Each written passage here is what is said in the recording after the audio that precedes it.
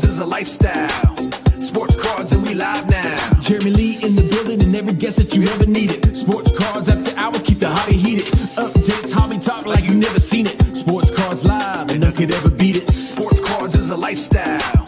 Sports cards and we live now. Welcome to another episode of Sports Cards Live with your host, Jeremy Lee.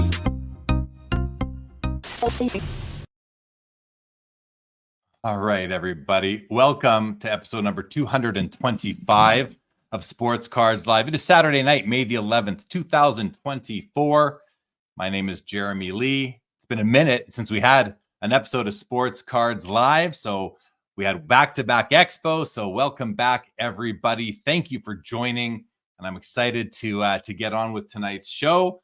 Want to let you know tomorrow night here on the channel, Josh Madigan will be joining me for an episode of the PWCC Weekly Hockey Auction Ending Watch Party. And don't forget, on Monday night, no MC Mondays, but MC Monday on eBay will be happening and taking place. So be sure to check that out. Also, note that 90s Auctions, next auction, is launching 2 days from now on 90sauctions.com. So check that out. Josh Adams, co-founder of 90s Auctions, will be coming on the show late tonight, a late addition to the roster for tonight. I'd also like to ask you to download the Center Stage app on both iOS and Android for quick comp and accurate card pricing features, card identification, and they've launched their marketplace. So please join me in supporting the great team they have at the Center Stage app and the innovation they're undertaking. And also Filth Bomb Breaks. They just did their 100 case break for Bowman.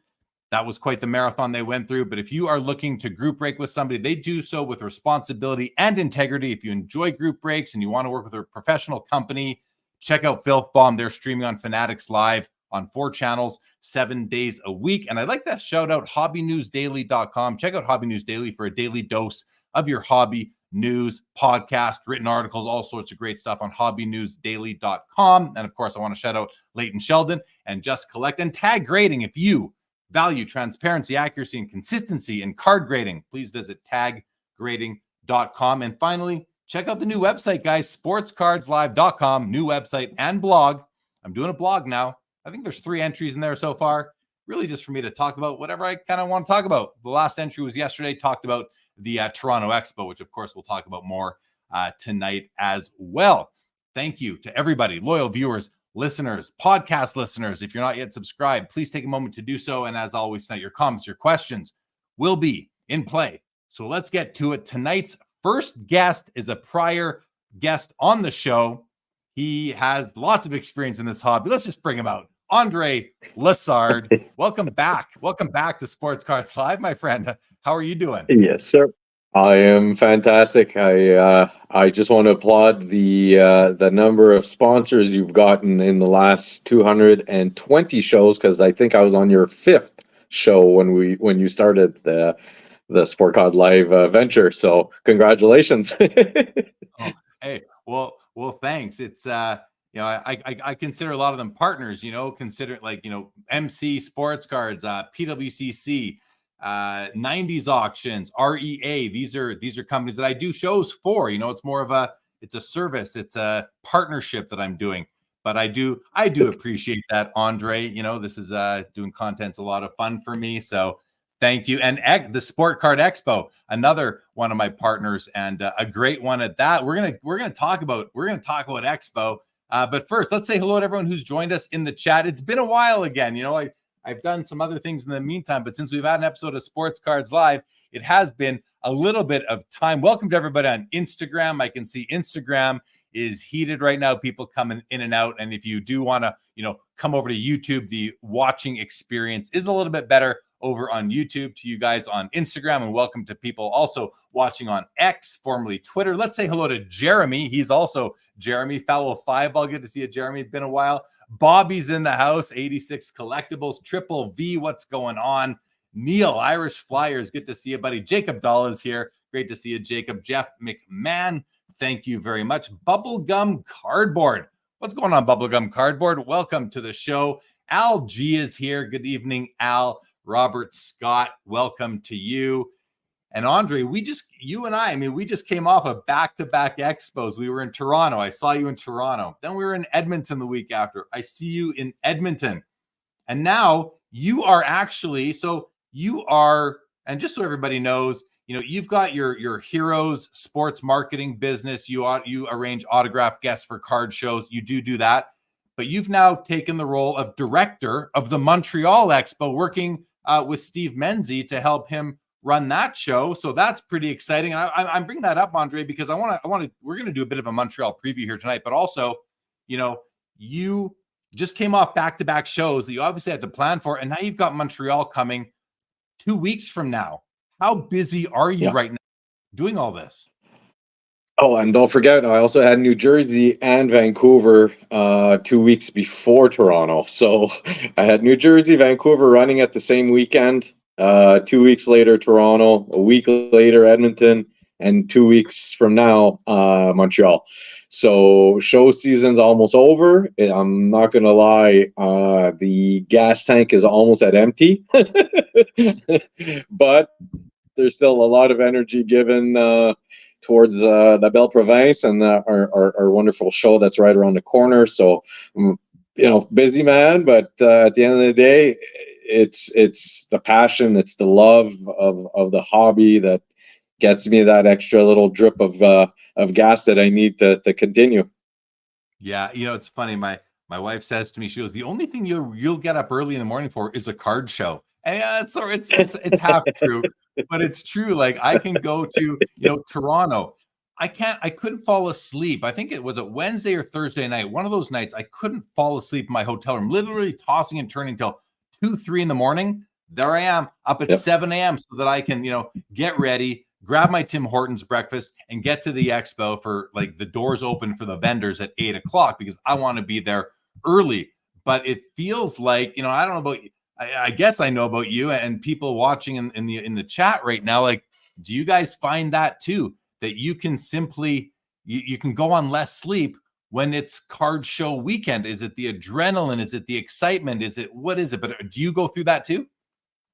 Oh, Jeremy, absolutely, and I think I share the same passion as you in a sense that I could be out having dinner after working a 14-hour shift at the expo on a Friday.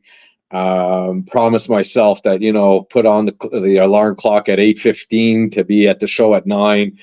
Well, guess what? I'm at the show at 7:15 in the morning. Didn't sleep. Too excited. Looking forward to seeing dealers, seeing if they have anything interesting for me set aside. Just shaking hands, talking about the day before. It will never stop. I've been in the hobby as a businessman for 21 years, but I've been collecting for 39 years, and I still have that inner kid in me that has that feeling that I'm going to miss out if I'm not there, part of the first people to get into the expo. I don't know why. It's the expo weekend. It's like Christmas morning every morning. You just don't sleep the night before, and you're looking forward for the gifts that you're maybe going to have the next morning. So I feel for you. I feel you, and I'm exactly on the same page as you. I love it because every time I go into expo. So again, we're talking Toronto right now. There was Toronto, there was Edmonton, there's Montreal coming up, but Toronto's kind of the biggest of all the expos. And it's a 4-day show now. It wasn't always a 4-day show, as you know. It used to be a 3-day show, but I've been doing expo for right around 20 years now, and there's 2 shows a year, so that's about 40 shows, and they're 3 or 4 days long each. So what's that? That's about 120 to 160 days. Let's say 140 days at expo. I've spent 140 days of my life at expo. And it's almost incomprehensible to think about that. Like, imagine running those in a row. And I'm known to say during the show, it's like, I would do this 5 days a week, 52 weeks a year if I could sit at expo and just buy, sell, trade, play with sports cards. I would do that if I could. One of my most favorite things about expo is like that lead in. It's one of the fun things about the event that I put on the Thursday night, kind of to kick it off, is I don't know what to expect. Like, you never really know what you're going to leave expo with, whether it be obviously new cards, but also like the new relationships, the new friendships, building on existing ones, finding guests to come on my show, being invited onto other shows, but of course the cards, you just don't know what you're going to come out of there with. Do you go through that sort of same kind of feeling? Exact same feeling. And I'm always for people that know me, I'm a very big vintage guy, and especially vintage autograph cards, rookie cards that have been signed, especially with the proper era pen type of thing. And this year I really felt, and I've seen the market going up a lot in the last 3 or 4 years. I'd say right after pandemic, about the good old saying that never get a rookie card signed because it devalues. And today, I feel that a lot of people are sharing that same hobby, same passion, same feeling of saying all those years that I missed out on getting vintage rookie cards signed, and that today they're worth a fortune, because in those days it was a big X and it was a no. To see those cards pop up and seeing the value that's being attributed to them is quite spectacular. And that's a type of thing that people never really thought of putting in their showcases, or getting slabbed and showcasing them in a way that there's more attraction towards that signed rookie card or signed vintage card than there is the actual card that's unsigned. So seeing people really upping that in their booth space and how they present it, I'm in all my glory in the last 2-3 years, because I'm seeing the market going up and up and up, and that's exactly what I'm looking for. It's basically you seeing that suddenly Solani cards are all over, and they're in the showcases, and you don't have to go digging into shoe boxes to try and find them.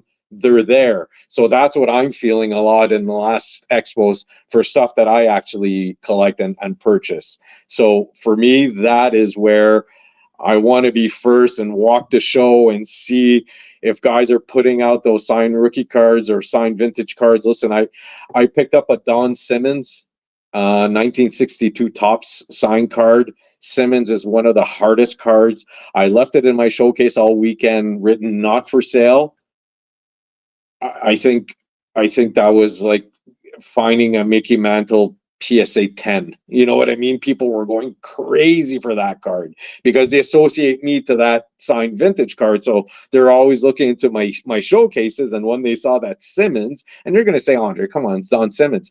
Well, there's a backstory to Don Simmons, but seeing it in my showcase and seeing my fellow autograph rookie card collectors or vintage card collectors seeing what I had just purchased, it was like the biggest, baddest card ever in the show. It's a $600 card, but for the fact of getting something new in the new wave of collectors that's so rare to be in your showcase, that's a big highlight for me in Toronto. You must be in your glory right now. You've been talking about it, but I didn't even really put that together. And I know that you've been into autograph cards for a while. You've even made some autograph cards, taking old cut autos and making some beautiful design cards. I've owned a few in the past. I don't have any right now. I had a few Gretzky's from you at one time. Beautiful autograph cards. But let's just touch on that a bit more, because that you're exactly right. There's a big trend going on, right? It's been going on for a couple of years now towards autograph cards. And you mentioned earlier, back in the day, it was a no-no, and that you didn't see it as often. But now it's becoming, as it becomes more trendy and more trendy, it becomes more of a yes than a no. And do you feel like, speak about how do you feel gratified? Are you almost feeling like, I told you so, or I knew this?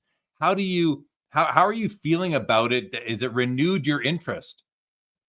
I'm disappointed because I was one of the only guys that used to do it, but now everyone's doing it. So in a sense that for me it was a happy combination of autographs that I loved, rookie cards that I loved, putting them into one. I'm not talking rookie cards that are by the way, guys, that are inserts or a current product. I'm talking Jacques Plants, Terry Sawchuk's, guys in, cards in the 50s, 60s.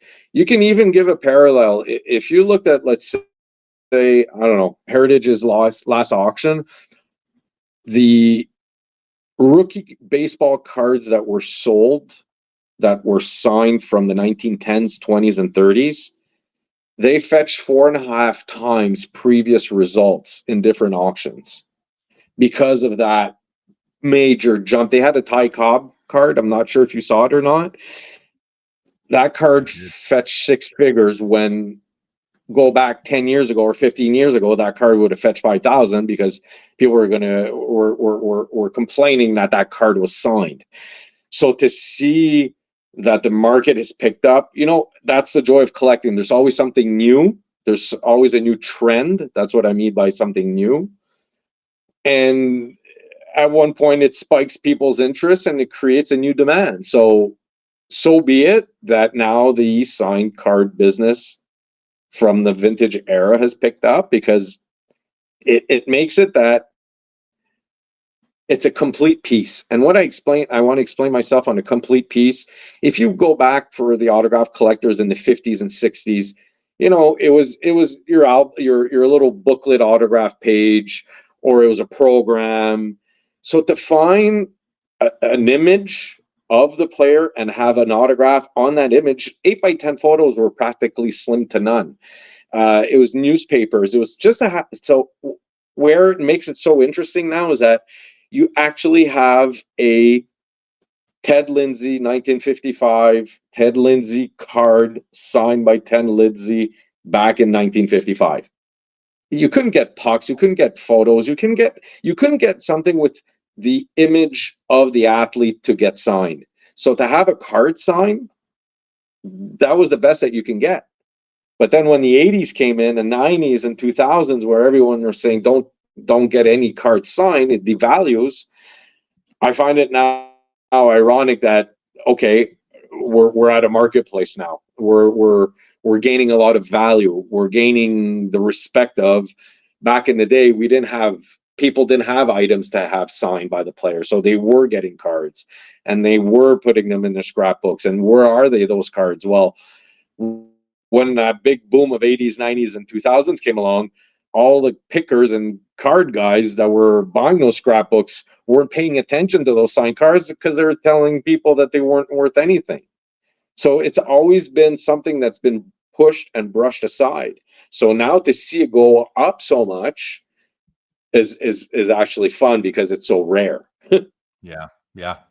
So it's funny, we were supposed to talk about the Toronto Expo, the Edmonton Expo, and I'll talk about I got Leighton coming on and Josh Adams is coming on a bit later. We can talk about the Toronto Expo with them because this is fascinating stuff. We got some questions, so let's do that. Let's just say hello to Todd McDonald. What's going on, Todd? Laura, good to see you. Yeah, congrats to the Carolina Hurricanes for not being swept tonight, and the next game is starting right away. Dallas, Colorado is, they're 5 minutes into the first period. No score. And the Celtics are beating the Cavaliers right now with about 2 minutes left in the third quarter, 79-66. And the Mavericks took a 2-1 series lead. Eldon Stewart, good evening to you. The professor is here. Good evening. Penguins collector says we need an expo in the States. No doubt. Zach Swisher says never know what you'll find at the expo, or any card show for that matter, or what will walk up to the table. Definitely true about that. Eldon Stewart says there's a card show coming up in September in Red Deer. Bob Boozle has a question for you, Andre. Do the autograph contracts with card companies pose a challenge for you, or is the nature of your business more of a partnership with these trading card companies? And if that doesn't apply, please clarify for Bob Boozle. Okay, well, my agency does work with with card companies and manufacturers.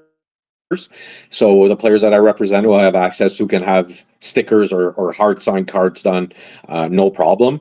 I was more directing the conversation towards my hobby and what I do collect and what I do like on the side to buy and sell and trade are mainly the older cards, and I'm talking under 1970s that are signed. So most likely not a guy that's still alive that you have him sign a 60s or 70s card, but mainly a 1960 card sign with an era autograph on it. Yeah. So just to make that difference. So yes. No, appreciate the clarification. Let's say hello to Orlando from A Collector's Dream. Bubblegum Cardboard says, rest in peace, Ron Ellis, Maple Leafs Yes. legend, has Yes. passed away, What a unfortunately. man. Condolences. Baseball card curmudgeon is here. What's going on? Mark Santucci, good to see you, buddy. Been a while. Wants to know, how was Toronto and Edmonton? Which was better? Atmosphere? Yeah, Mark, both shows were awesome for different reasons. From my experience, they were both awesome. And just to kind of sum it up nice and quickly, Toronto was really good for me. Like, it was really good for selling. Edmonton was really good for buying. I just, for whatever reason, and both were good on the others too, but that's what stuck out for me. Bobby Burrell says vintage autograph card sets started about 10 years back in baseball. Hockey has caught up in terms of just the popularity. Thanks, Bobby. Mark Santucci says, to me, an autograph belongs on a bat or an 8x10, but not a card. So old school, Mark Santucci. Here's a question, Andre. Bob Boozle says, I hear some athletes are charging more to sign rookie cards. Do you think this is going to stick? Yes. Hey, it's the whole principle of when players decided to charge more to sign jersey numbers or jerseys because of the retail value being superior than an 8x10 or a puck. So right now the market's hot on rookie cards. Guys kind of see what's happening. Guys meaning celebrities. So they're going to charge more for a rookie card. That's unfortunately the name of the game. Some athletes don't give a 2 cents, but other athletes are very picky in terms of resale value of their autographs. So anything that they can get more money for, they're going to ask for. Yeah. And you know what? I mean, it's almost like I'm not necessarily in favor of it. I guess it's a little bit awkward, right? Because now what they're doing, and my understanding, it's the agents that are really driving this. And I believe I've heard, is it Kareem Abdul-Jabbar, who is like, his agent will like look at the item and then assess what it will be worth once it's signed, and then come up with a price for the signature based on that, almost like a commission sort of structure to sign your autograph. And to me, it takes a lot of the excitement and joy out of having that experience with the athlete, when now they're basically saying, okay, how much money are you trying to make off me? Okay, here's my cut's got to be 50% or whatever it is, so I'm going to charge you this much. To me, it totally takes away from that experience. But at the same time, I understand that these guys know that they're, oftentimes might be being taken advantage of by certain autograph seekers. So I get it, but it's awkward. It's a business. For Bob Boozle, I think it'll stick. I mean, it's a capitalistic market, right? I think it'll stick. That's it. Yeah. It's a business. It's like you just said, it's capitalizing on a market. That's it.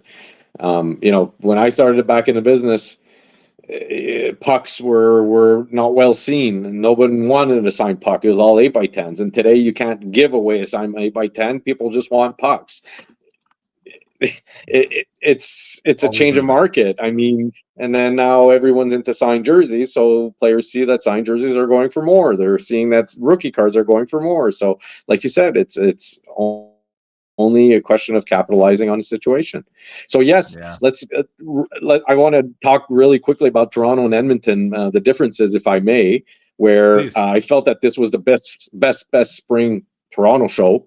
And from what I'm hearing is that we broke records in terms of attendance, dealer setups, corporate, grading, authentication. I mean, it's I don't know how many halls we're gonna be able to continue on booking for the expo to be able to make sure all the dealers are happy and that they're registered and they have a spot. I mean, it's unfriggin' believable that even the spring show, that everyone's always nervous and worried and they're never sure because summer's right around the corner. Living proof, it was almost as packed as the fall show. So fall was a record, spring is a record. I mean, let's go. It's a hobby where it's healthy. It's a great place to, like you said, meet new people, great business, purchase, sell, trade. So why not? Right? Why not continue on thriving on that wave and surfing on it, where there's everything for everyone's budget, like what they like and what they enjoy. So you can't just go into a show where it's all high end stuff, where your everyday Joe wants to just walk around and buy within his budget. So for Toronto, although I've heard comments of saying that it's gone into a huge high end marketplace, if you walk the show properly, you have dealers that have penny cards and you have dealers with a $10 million card. So at the end of the day, the bigger the better. Why I say that is that the more offer and demand that clients are going to be able to find something according to what they want. That's how I see Toronto now. And one of the things I'm noticing is just the amount of Americans coming up to the show for the weekend. I mean, there was a lot this time. Two guys who are going to come on the show shortly, Leighton Sheldon and Josh Adams, both came up from the States. So we'll hear their perspectives later on tonight. But I mean, that not only coming up to the show, but now my understanding is some of these guys want to come, they want to set up now. So we're going to have, like you said, we've outgrown Hall 5. We've outgrown Hall 5, the corridor, and Hall 4. Now we got all of them with Hall 3. Yeah, the challenge is going to be on for Steve Menzie and Mikey Singer to figure out how to squeeze everybody into this thing. If they can even do that, if they can even add more vendor booths somehow. So we'll see. But for me, the Toronto Expo, the vibe, the energy, it was great. Everyone was so happy to be there. I was like, okay, first of all, as you said, and my understanding, busier, more. It was the most attended spring expo ever, but not quite as many people as November, which was absolutely bonkers in there. And one thing that I was a little bit surprised is I was expecting there to be like Connor Bedard. Obviously, Series 2 had come out very, he's the rookie of the year, everything like that. Outside of those two guys walking around with shirts on that said buying Connor Bedard Young Guns, I didn't get a lot of people asking me for Connor Bedard. I was expecting there to be more. So that was one thing that I noticed. But I'm happy about that. It almost tells me that people are realizing that, there's more than just the most recent rookie. And I was selling cards at my booth that were like not ultra modern, like, some old in the game stuff, some old Upper Deck stuff, of course. It was a nice mix, a really nice mix of attendees, vendors. I thought it was an amazing show. I absolutely loved it. And then the Edmonton show. So just to finish off Toronto really quick. So I didn't have the inventory that I usually have. So my sales weren't, what they've been in the past, but they were still very good for what I had. But buying, I didn't buy as much as I was kind of hoping to. And but that's okay, because then I went to Edmonton the next week, and sales were not. I had even less inventory in Edmonton because I sold a bunch in Toronto, but in Edmonton, sales were lower for me. But that was just a function of what I had available. But the buying was excellent. It was excellent. Yeah. The selection of cards, the amount of stuff that we saw in Edmonton that we didn't see in Toronto. Did you notice any of that, or is that kind of maybe not in your wheelhouse? How did you notice that? I noticed that what I really enjoy about Edmonton is that, yes, the expo is the expo and all the bells and whistles. I just feel that Edmonton is more of a home cooked meal, where it tastes good because there's a little less than Toronto. Meaning Toronto's it's your 5 diamond restaurant and all the bells and whistles and everything that goes with it. And what I do enjoy about Edmonton is you can actually take the time and talk with someone that's bringing in a card collection, and you invite the person to go around the venue and the show and talk with other dealers and come back to see if we can brokerage a deal. When that guy comes in Toronto, let's say, you can't invite him to go around because it's going to take him 3 days So I feel that the camaraderie is more accessible. I feel that the market is so pro hockey Canada red white power that there's more of how can I say this? There's more of a familiar approach with people buying and selling in Edmonton. Do you catch my drift? Do you understand what I'm saying? Yeah. You feel more attention either doing a big sale, which ironically I did bigger sales in Edmonton than in Toronto, but I didn't do volume sales like I do in Toronto.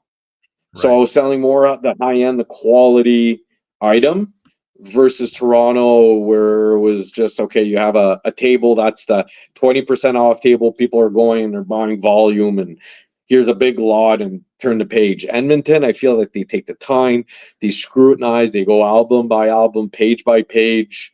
I like that. I like that old feeling of being less stressed. Toronto's can be stressful. True, Edmonton and coming back to the Bedard, I think that it's been so publicized that it's the weirdest thing what you just said, because my team and I literally discussed about the Bedard situation on Saturday night and saying he's such a superstar, he's such a great kid, but there was missing something over the weekend, and I felt it in Edmonton also. There wasn't this hype where everyone was like oblivious or blindsided just buying his stuff. I feel people are more knowledgeable now than they were, let's say, when McDavid came out. And maybe that's a theory that can be argued, but I feel that they're giving it more of a chance to gain the market than dictate the market. Sure. I think that's a great observation. And I think that kind of explains why we didn't see what we might have expected to see. Not to say that there wasn't action on Bedard, but it just wasn't to the level that I expected. All right. Leighton Sheldon's in the back room. We're going to bring him out shortly. Leighton, give me a few more minutes. I want to do a couple comments for Andre that came in. Brawl Stars Dude says, my dad is joining. That's either Leighton's kid or Josh's kid. I'm not sure, but Brawl Stars, welcome to the show. Here's a question, Andre, I wanted you to answer. Vintage Card Collector says, how important is the grade of the card that is autographed, like low, mid, high grade examples? Can you just kind of quickly tell us your thoughts on that question? It depends if you're looking really for the excessively rare autograph. I think that's the find that people are looking for, that they're not going to necessarily take that extra attention on the quality of the card. If someone generally collects signed vintage cards, then they're going to be a little more specific on the centering, the quality of the card, than the quality of the autograph. So not to repeat myself, but that Don Simmons card that I picked up, because I think that's a perfect example. I didn't blink of an eye looking at the centering, the coloring, if there were creases, if there was, I just wanted that autograph. I wanted it on a card. I found it and I jumped on it. So for me, that was the conclusion of a happy buy. So you got to make sure that what you are buying makes entirely sense to you and not for resale value, because it's too specific. When I started to sell some of my doubles and triples that I had, I used to double authenticate it. So I would get the card graded and the autograph graded as well. And I noticed after a few shows, people weren't paying attention on the grade of the card. They were looking more for the finished product. Does the autograph look good? Does the card generally look good? Yes. Because it was hard to justify a Guy Lafleur rookie PSA 9, let's say, with a 9 auto sold at 2,000, where I had just a raw Guy Lafleur rookie card beside it with a scotch tape over it for $200 that was signed also. So I noticed that people just wanted that signed rookie card. They didn't really give the extra attention, but to each his own. But generally speaking, from what I've seen, the autograph vintage card collector guys are looking for a nice all-around product. I think it comes down to eye appeal, just like it does for a vintage card. You want a card that presents well, put an autograph on it. I don't care if a card has a gorgeous autograph, but that card is wrinkled and you've got all sorts of cracks in the cardboard. You know, ink is missing. I don't need that autograph. I'd rather have something that I want to look at and can enjoy looking at. Really quickly, Itzhak Singer says, what's the most iconic set of the cup? That'd be 0506, Itzhak, the very first year that it came out. And yes, Mark Santucci, the show in 2 weeks, the Montreal Expo that Andre is the director of. I will be there as well. They have won 24 Stanley Cups there. Yes, they have. And Joe Perot says, I like the phrase Andre used, era autograph. Can Andre deduce roughly what year of his vintage autograph rookie cards were signed? What factors go into this assessment? So that's a big question. We don't have time for a whole answer, Andre. So I'm going to give you 30 seconds to answer Joe's question. Well, like any human being, your signature changes within time. So when you're looking specifically into an era autograph card that's with the proper era card, with time you get to know the difference between the era of each player's autograph. Best person to dictate, Maurice Richard. Yes, he signed every letter, but you can clearly see his rookie autograph to his passings autograph, how it did change. Even if he was writing every letter in his name. For me, Maurice did start in the whole autograph boom in the 90s. So you see all these modern autograph of Maurice Richard's for 50s cards. But when you actually see a 50s cards that was signed in the 50s, you see the major difference in autograph. So that's right. What a lot of guys are seeking now is era autograph on era card. Yeah, I think that makes sense. I can get my head around that. All right, so Sebastian and Penguins Collector, guys, thank you for the questions, but I want to let you know that the Montreal show is coming up in 2 weeks. I'm going to be there. I'm going to have Andre back on the channel here. Some point, we haven't scheduled it yet, but it's going to be some point in the next 2 weeks where we're going to get excited. We're going to hype up the Montreal show together. So come back, Sebastian, Penguins Collector, anyone else with any questions about Edmonton, Montreal, comparing them or the Montreal show, come back and bring those questions to us in the chat when we have Andre back. Let's bring out the man from the Vintage Spotlight segment, Mr. Leighton Sheldon. There he is. Leighton, it is great to see you again. It's been 2 weeks since I've seen you. Way too long, buddy. Welcome back to the show, and please meet Andre. Andre, please meet Leighton. Nice to meet you, Andre. Right on. Yes, sir, Leighton. Good. Nice to meet you as well. So, Leighton, I did ask Andre to come with a question for you, and he's done that. So we'll get to that. So actually, why don't we just get to that right away? I want to segue that in, and then Andre will say goodnight to you, and Leighton will continue. But Andre, what did you bring for Leighton?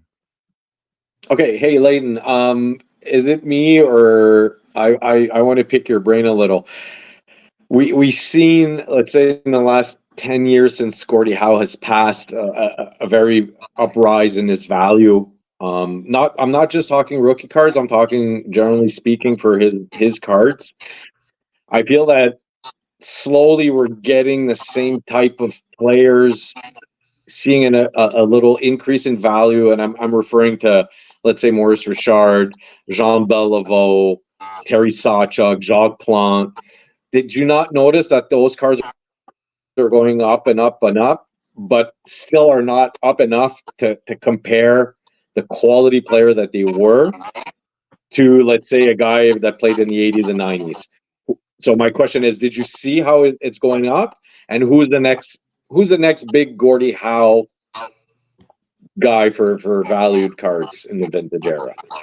Sure. Well, there's a lot wrapped up in there, Andre. And I wanted to say before I comment on it, I did enjoy the last few minutes as I was sitting in Jeremy's fine green room in regards to your autograph card discussion. So that was fascinating to me because it seems like, you've been collecting for a while. I myself have as well. And, I just really appreciate there's really like a few different camps in the whole autograph card market. And I guess it really depends on, for me, I kind of fell into a few different of those camps depending on what card or set it is. So for example, like in some cases I want a set, in other cases I just want the card. And so I don't want to go off track. I want to try to answer your question the best I can. So I want to start off by saying I'm not a hockey card expert, meaning I understand hockey cards and I certainly buy and sell them. But of the four major sports, it's definitely the sport that I'm the least knowledgeable about. However, I do appreciate the question. And what I would say first off is that regardless of like whether it's be Richard or Jean Beliveau or, Terry Sawchuk or any of the greats, I just feel that there's like a little bit of panache to hockey. And that doesn't really happen in the other sports because when you live in the States, like most of the card collectors that I know, when we saw O-Pee-Chee hockey in the 80s or 90s from the 80s, we thought that was rare and it was vintage because we didn't see a lot of it, Andre. So I guess the best thing I could say is you guys meaning Canadians that are at like the Toronto Expo where I just was at, but I'm not Canadian, or the Edmonton Expo or your Montreal Expo. I think you guys sometimes take for granted that there's just tons of hockey everywhere because that's a lot of what there was at Toronto. But make no mistake, there's not that much of it in the States. And so I think, like, for example, I'm a Ranger fan, but once again, out of the major four sports, it's the sport that I'm probably the least knowledgeable about, but still passionate about. My point is, if the Rangers somehow, even if they don't win the cup this year, if they get to the finals and Bedard over the next few years continues to mature and get exciting, and McDavid somehow played the Rangers in the finals, whether it be this year or next year, what I'm trying to say is I think that modern hockey and the attention on it will continue to cause the rise in like some of the players you just mentioned, non-Gordie Howe and non-Bobby Orr. But I think that it's going to happen over time. And I also believe the supply and demand, it's really important to consider that out of the four major sports, they probably made the least amount of hockey cards out of the four major sports. So what I'm suggesting is in 5 years from now, I don't have a name. I just am generally bullish on vintage hockey. It's the best thing I could say. Well, thank you. And I Jeremy, sorry, 2 seconds. I just want to say something. I've been going to the National forever. And one of the things that I always tell my friends when I go to the National, I said, guys, it's a picking show for hockey. And I'm telling you right away, you're going to see 1954 tops all over the place for hockey, but nothing else.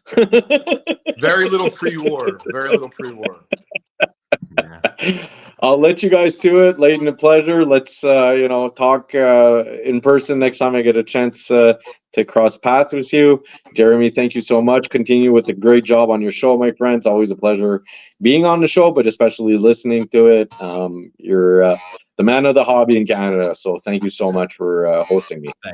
Thanks, Andre. Thanks for being here. We're gonna have you back within probably in the next 5 to 10 days from now. You'll be back, and like I said, let's hype up that Montreal show. I'm super proud. Yes, sir. Let's go. She says, Jeremy, I want to go to Montreal. My team. I will ask Larry. I don't know who Larry is, but he's going to ask Larry 2 weeks. He will check it out. Mark, try to make your way up to Montreal. It'll be good to see you there. Andre, thank you for joining. And thanks, boys. It's late. Thanks, everyone. Good night. Take care. Thank you. Thank you. Thank you. So Leighton, you just said, you would you'd come up and you in the States, or you said you didn't see any real O-Pee-Chee hockey. If you were, you saw Tops hockey. I want to use that as a segue into the Toronto Expo and O-Pee-Chee baseball. You didn't see much O-Pee-Chee baseball in the States either. No. I'm noticing a bit of a bit of like this renaissance on O-Pee-Chee hockey. I had more people. It's funny. Okay, maybe this is because maybe it's your fault, Leighton. Maybe I had more people ask me about O-Pee-Chee baseball at the Toronto Expo because you put an O-Pee-Chee baseball card in my showcase and said buying O-Pee-Chee baseball. So but that really, how many times did I have to call you and say, Leighton, come on back to the booth? Somebody saw your sign, right? So Talk a bit about O-Pee-Chee baseball and also Orlando says, I can't wait to hear about Leighton's awesome pickup at the show. I have a feeling that might have been an O-Pee-Chee baseball card. So with all that said, tell us all about that. Sure. So, the first thing I would say about O-Pee-Chee baseball, right? One of the things I feel like there's this misconception of the hobby. When people say that something is rare, they think that it should be worth a lot or it should be worth more. And I just wanted to be clear that O-Pee-Chee baseball has been rare. O-Pee-Chee baseball from the 60s and the 70s is what I'm talking about, has been rarer than Tops baseball for a long time. But so is Venezuelan baseball. And so my point is, it's only in the recent years that not only has the interest in O-Pee-Chee baseball picked up and Venezuelan baseball picked up, but it's picked up beyond, for example, just like the set collector, because that's usually who used to be collecting those cards. And then I think, I don't know if it was one collector or a few collectors like myself, because that's really what I am at heart. I do buy and sell professionally. I am a treasure hunter, but I also collect. And so I've been collecting O-Pee-Chee baseball for several years, not, a decade or anything of that nature, but for a while. And so I hadn't been up to the Toronto show. And this is how I'm going to try to tie the expo together with this. I specifically had earmarked, and I'm not one of those collectors who goes up with like a want list, because I want it all. That's the thing. That's why I don't have a list. So thanks for laughing, but it's true. So the reality of it is, I went up there with the intention to just buy good vintage O-Pee-Chee baseball. What did that mean? It didn't even necessarily mean for my PC. It didn't necessarily mean for my company just collect. It just more meant like, hey, let me see what's there. I'm going to try to buy some, and I'll figure out later what to do with it. And then something really interesting happened. I got to the expo. I was shell-shocked a little bit because the show's expanded wildly. And once I got my bearings and I found your booth and, found Mark Truteau and Long Hair Larry, and like, the list just goes on and on, right? So when I finally got my bearings and I start walking around, usually I do one swoop around the convention. This one, of course, was challenging because it was very big. And I was noticing a theme that as I was going from booth to booth, not only, of course, did I see an incredible amount of hockey, I was starting to ask, that's how little I saw. I'm like, do you have any vintage O-Pee-Chee baseball? And, on occasion, someone's like, I have a 1990 O-Pee-Chee baseball set. I'm like, oh, I guess technically it's 34 years old. But I said, I was thinking a little bit older. And, of course, they get a kick out of it. And they said, I thought you were. So my point is, as I'm going through the convention, I just saw very little O-Pee-Chee baseball available on tables. Could it have been underneath someone's table? Sure. And then this is when I ultimately knew I was kind of in trouble in terms of like what I was going to find as far as either quality or volume. So for those of you that don't know Len Potty, he's a longtime dealer in Canada, and he's actually PSA Canada. And so I hadn't seen Len in a few years because I believe he had some issue coming over across the border. I don't know. It might be an urban myth. I'm not sure. But anyway, I see Len, and I'm thinking, this is my guy, Jeremy. I'm going to score O-Pee-Chee baseball. And this is why I got even more excited. So I go, Len, beautiful booth. Haven't seen you, blah, blah, blah. I said, Len, do you have any O-Pee-Chee baseball? And my eyes lit up because he goes, I do, Leighton. I got a little bit out, but I have this box underneath. I'm like, the box underneath? That's exactly what you want to hear, no matter what you're looking for. Like, if you're looking for photos and someone says, I got a box underneath, you want to look at those photos, right? And so you guys get my drift. Anyway, he takes it out. I didn't care if it was graded or ungraded. It really didn't matter. I prefer graded, but ungraded was fine. I start going through. He doesn't have anything from the 60s. It starts at 70, 71, and 72. And I start going through. He gets busy. I take a few cards out, meaning in my pile I might want them. And he's like, oh, Leighton, I'll work with you. Great. And even though they looked great at first glance, upon taking them out of the card savers, I didn't even really need a loop. I just needed decent light. I'm like, oh, my God, this one's bent. This is no good. And, he wasn't describing the condition. So he was just saying, hey, I think they're nice. And you know what? They were nice. They weren't going to grade very high. And so I didn't buy a single O-Pee-Chee baseball card from Len. And really, that was my aha moment. That's when I realized that, wow, if I'm going to get serious at this show, I better make sure that not only do I mark down where the O-Pee-Chee baseball key cards either may be throughout the convention, but the price, and I might want to act right then, because based on what I'm seeing, I wasn't really that excited about what I found. But I did find a few cards, as you were just alluding to a couple minutes ago. And the one in particular I just talked about on my podcast, Trading Card Therapy, just yesterday, was a 1967 O-Pee-Chee Mickey Mantle. So it's the regular issue Mickey Mantle, but the O-Pee-Chee version. It's a PSA 8. There's only 18 copies graded PSA 8. And this is what I loved about it. There isn't a single example graded higher. So once I realized that, I knew that I was going to try to acquire it. And I'll get to the story, the end of the story quickly now. So fast forward, I feel like I recognize the guy, and I feel like he knows me, but I'm not exactly sure. And, listen, you understand, it doesn't matter if you're in Toronto or if you're at, a White Plains card show in New York, people generally want cash. But keep in mind, I don't have an unlimited amount of cash north of the border with me. And this is a pretty reasonable size purchase. So we were a little bit off in the price. And believe me, I tried like heck to get it for a better price. Trust me. And so once I realized I was kind of willing to pay his price, I still was a little bit like, but I don't really want to give you cash. And I said it just like that. I said, I want to preserve my cash to buy as much as I can around the room. And, the gentleman seemed like a very professional guy, and he had someone else with him. And I just kind of threw it out there. I said, I can't say I know everyone in the room, but I know most everyone.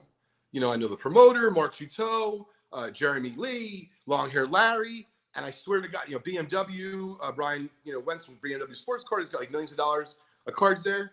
So concurrently, the one guy says, well, long-haired Larry? I mean, think about the list I just shared with you. Jeremy, you're on there. Mark Juteau, who runs a multi-million-dollar auction house in Canada. And lo and behold, he chooses long-haired Larry to go up to verify if my check is good. So anyway, the other guy says, I think I know you. So we go over to long-haired Larry. The guy says, hey, this fella. And anyway, long-haired Larry gives me a glowing review and says, you could take the guy's check. And so we go back to the booth, and he's like, the other guy says, do you know Scotty? I'm like, Scotty? Scott? I'm like, I know some Scots. Can you be more specific? It's kind of a common first name, And he said, Scott Allpop. So Scott Allpop, for those of you that don't know, used to work for me at Just Collect for about 10 years. And when he left, he's ultimately now working for PSA, and I believe he's their head of training. So he used to be a grader at SGC. He's very talented, knows a lot about vintage cards. So anyway, the way this guy knows Scott isn't even through cards. He's like, I thought I knew you and heard of your name. Scott goes to Aruba annually for like the last 20 years. This guy goes the same effing year every year. And so he had no idea for years Scott's into cards. Meanwhile, they happily take my check.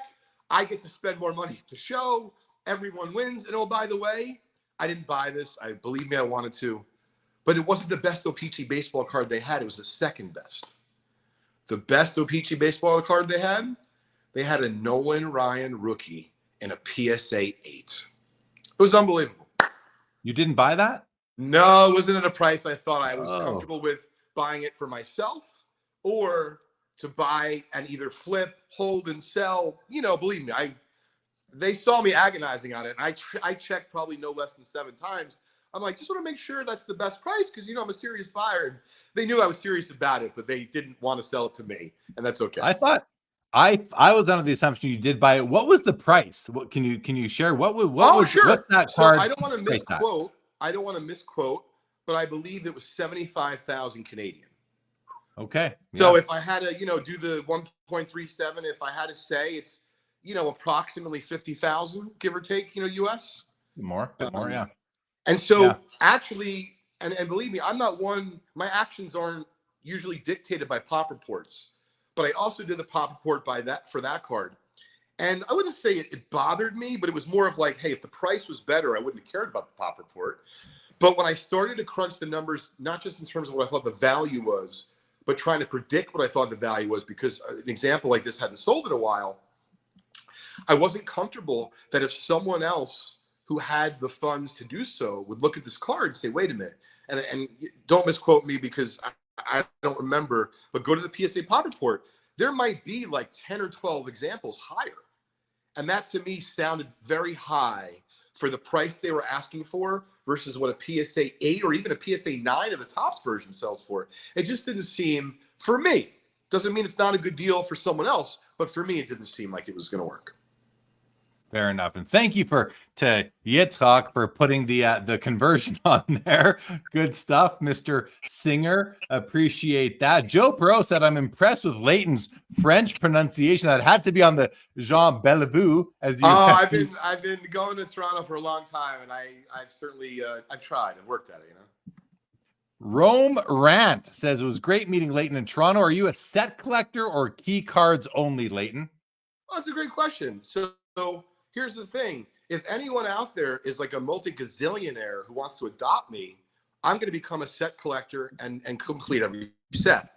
But until that moment happens, I tend to be more of a key card, and I would say more of like a type collector versus a set collector, because I just think the budget doesn't allow it. Nice. Robert Scott, the 1967 Mantle PSA total populations, O-Pee-Chee 210 copies, tops 11,554. Just highlighting the rarity of O-Pee-Chee baseball. Josh Adams from 90s Auctions, who will be joining us on the show here in about 25 minutes or so, says Scott Alpa is the best. So there you go. He knows who he is. Orlando says, great story and incredible Mantle card. Congratulations to you. Leighton Penguins Collector says it's a Pop 18 with an higher. Wow. Congrats for sure. And Yankees fan, Leighton Yankees fan says, isn't it so great that a bunch of old dog collectors like us still have to learn and change our minds at times with the many variables this interesting hobby brings on a daily show, on a show day. And I think this is such a great comment, because not only do you need to stay nimble and be able to see changing trends around you, you also have to look inward and see your own preferences changing and evolving over time, and being okay with it, not being scared by it, but also being able to budget for it. Because sometimes, as you said, I want to buy it. You said thanks for laughing earlier, Jeremy. I was laughing because I'm the same way, Leighton. I want to buy it all too, but I missed out on a card tonight that I wanted to buy because it sold for 3 to 4 times what I want to spend on it.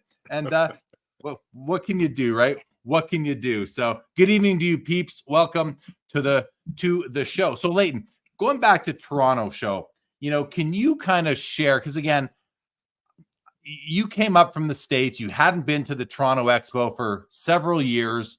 Can you sort of just explain and share your perception with the viewers and the listeners on how did you, because I saw you regularly during the show. You based yourself at my booth and you came and went, and it was great.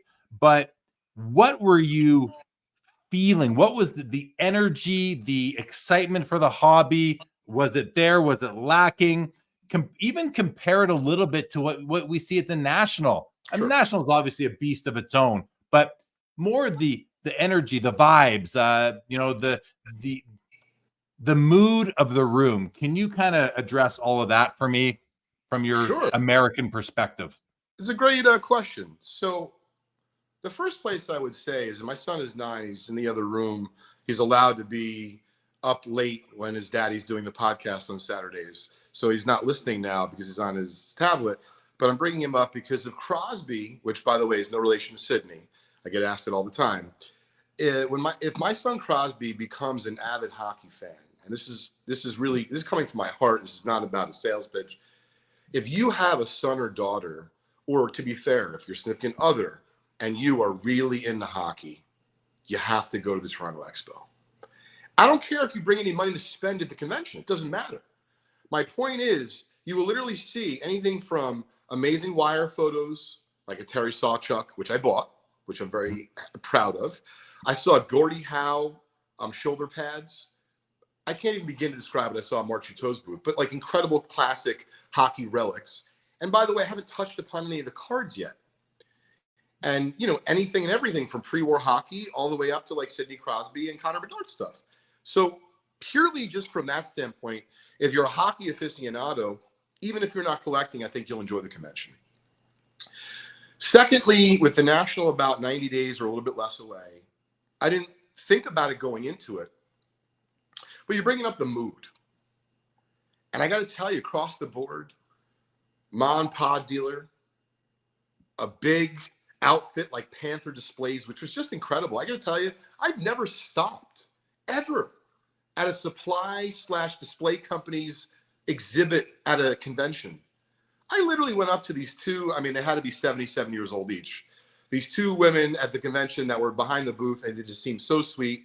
And I asked them about an affiliate program because I said I wanted to talk about their products in the States because I thought it was great. And I said, even if I never see you guys again, I just want you to know, you have an amazing booth. This is just a supply company. eBay was there, several auction houses, incredible material. And then, Jeremy, I remember saying to you, because remember how I walked in the convention, I'm like, Jeremy, does the convention ever stop? Like, there's multiple rooms, and eventually I got my bearings. And by the time I did, I had to leave. But the vibes were very strong at the show. And I've always felt this going to the Toronto show, in particular Canada. But I feel like everyone is generally friendly, meaning, you know, you have $2, you got $20, you got $2,000. They're kind of happy with whatever you got. Whereas I feel like in the States, because I know this is a young kid, I remember, you know, you go up to someone, hey, is that 3 for $5? You know, because it'd be $2, 3 for $5. They're like, yeah. I'm like, oh, okay, because you do any better? And like, I couldn't even finish because I want to ask them, can you do any better for $20 for the cards? And so my point is, it's very friendly. And in terms of maybe one thing I could think of that's missing, but I heard they're returning in the fall, is I heard I missed PSA grading at the last one on site. But I believe, and the folks who are watching can maybe correct me if I'm wrong, but I've heard there's a rumor that they might come back and grade in the fall. And if that's the case, and you know that, for example, PSA only grades at a handful of shows every year, if you are a hockey casual fan and you have cards to grade, you're looking for modern or vintage, really hockey, then that's your place. But if you are going up there for O-Pee-Chee baseball and O-Pee-Chee baseball only, you might be a little disappointed. Yeah, no, fair enough. But you did find one big prize there in that mantle. Yeah, I'm very pleased with it. I'm very pleased with it. It was more geared towards if you are an O-Pee-Chee fan and you're going up there to complete sets, I'm telling you, you'd be disappointed, because for as much as there is a vintage hockey, like, and even I'm talking, you know, pre-war and 50s and 60s, you couldn't have completed 60s O-Pee-Chee baseball set. There wasn't enough cards. Right. Yeah. You couldn't do it. You just couldn't do it there. So, okay. A couple of comments here. Mark Santucci, who had more fans in the Toronto show, the Sabres or the Leafs? Well, the Leafs by about 100-1 mark. Not even close. Jacob Dahl, were there any unopened, still sealed ITG and Be a Player Ultimate boxes packs at the Expo? Couldn't tell you, Jacob. Sorry.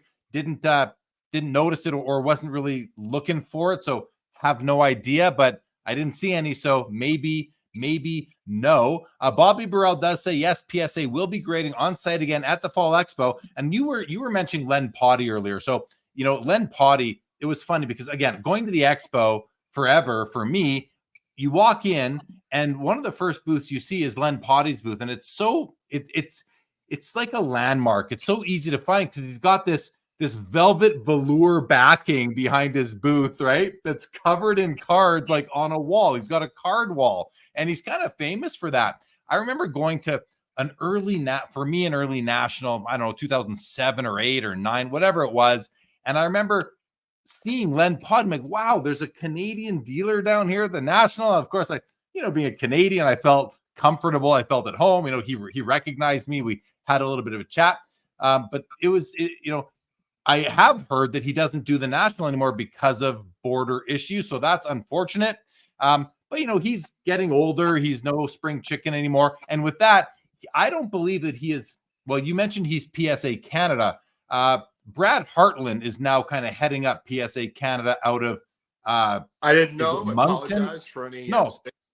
Yeah, no, all good. I think he was partners with Len for a while. I think Brad is really running with that now. Brad's a great guy, doing a great job for PSA Canada, for sure. He's one of my favorite people in the hobby, actually. I love Brad. Really great guy. He's got a card shop or two out on the East Coast. But for anyone who was wondering who Len Potty was, if you've ever been to the National or the Expo and you see that velvet velour wall of cards, that's who Leighton was talking about. And it's funny, you also mentioned when you bought the mantle that, you know, you told them, well, I know this guy and that guy, and they went with long-haired Larry. Well, listen, I don't know Larry that well. We always say hi, we nod, you know, a handshake here and there. But my understanding is that, like, he's a bit of a legend on both sides of the border when it comes to vintage cards. And he's been in the same spot at the Expo as long as I've been going, over 20 years. Seems like a real chill guy. You know, he's someone while I don't know him very well, I'd like to go, you know, have a meal with him and just pick his brain a little bit. But is he, like, tell me a bit about this from the American perspective. Someone yourself, you've been at the National for years, setting up or walking the floor. You got Len Potty, you got long-haired Larry. How do the American vendors that are at the National and say the East Coast National and Strongsville and White Plains and all these big US shows, how do you guys kind of view the Canadian vendors when they come down to the States? Is it camaraderie? Are they part of the crew? I'm how would you smirking and describe smiling that? because I don't know if Mark Juteau is going to listen to this episode, but for those that don't know Mark Juteau, I mean, he's a bear of a man. You know, he's like a mini Paul Bunyan kind of.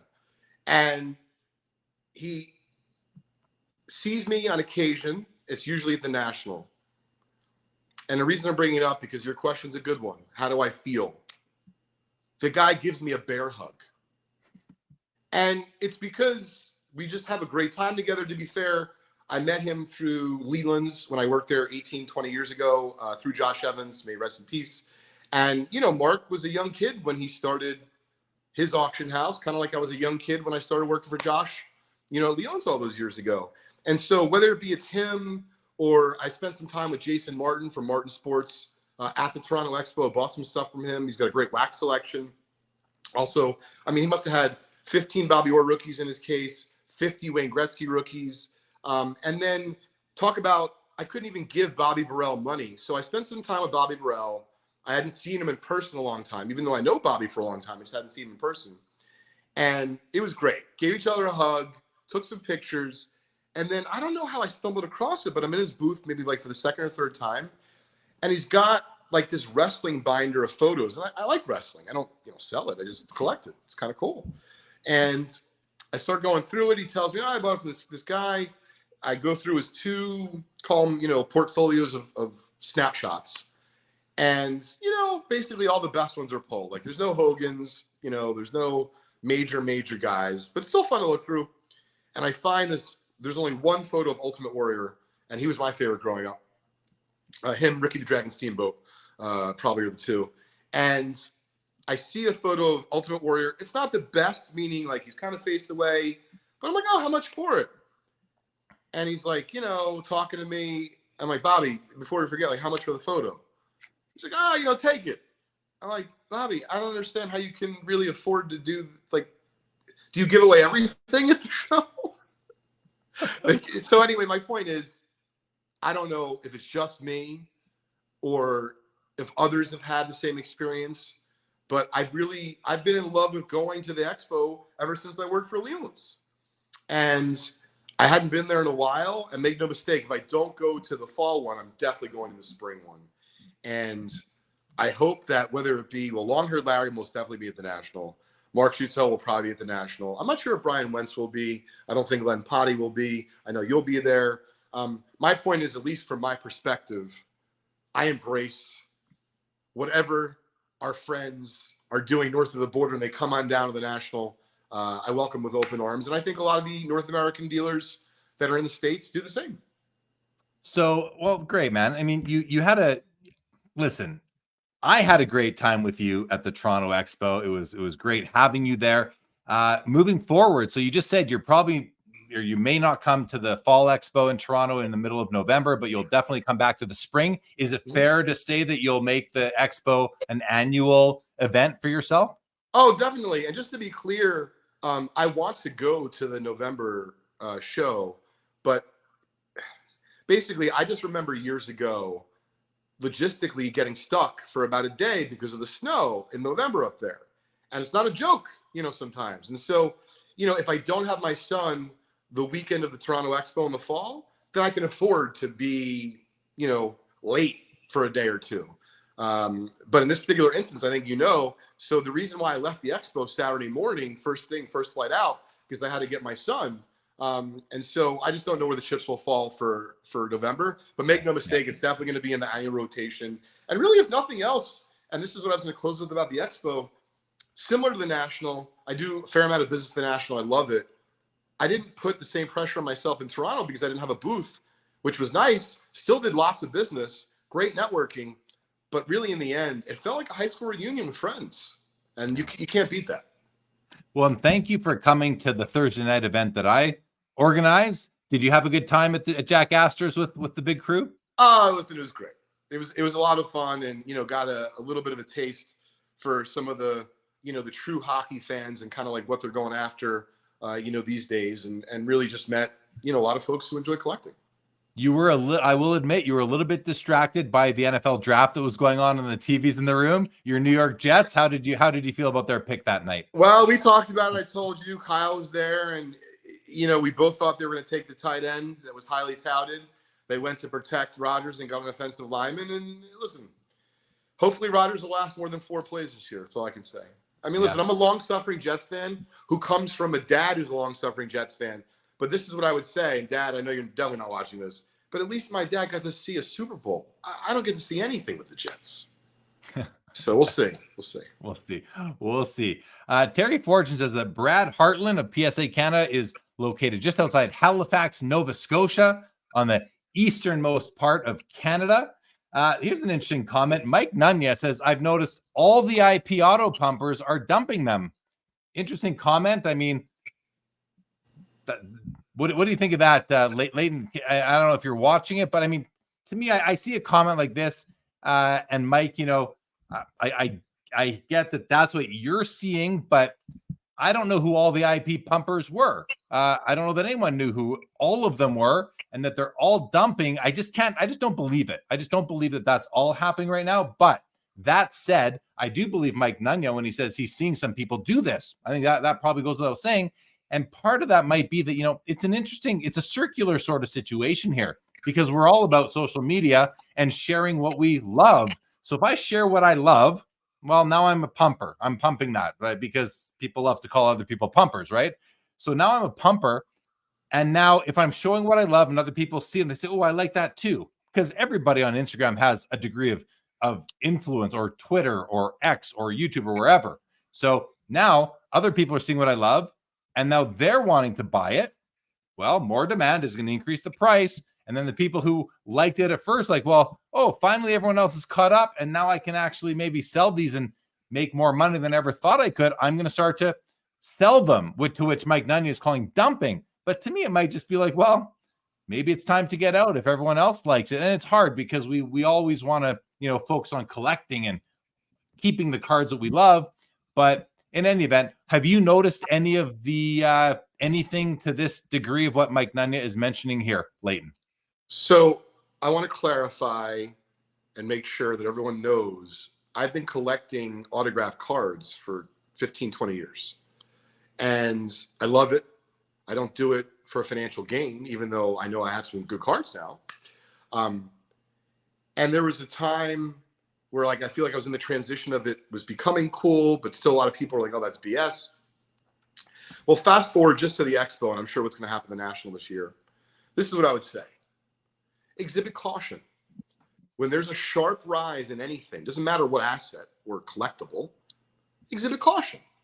What I noticed personally from walking around the Toronto Expo was an incredible amount of supply of signed, autographed cards in PSA slabs that were not pack pulled, that were not vintage.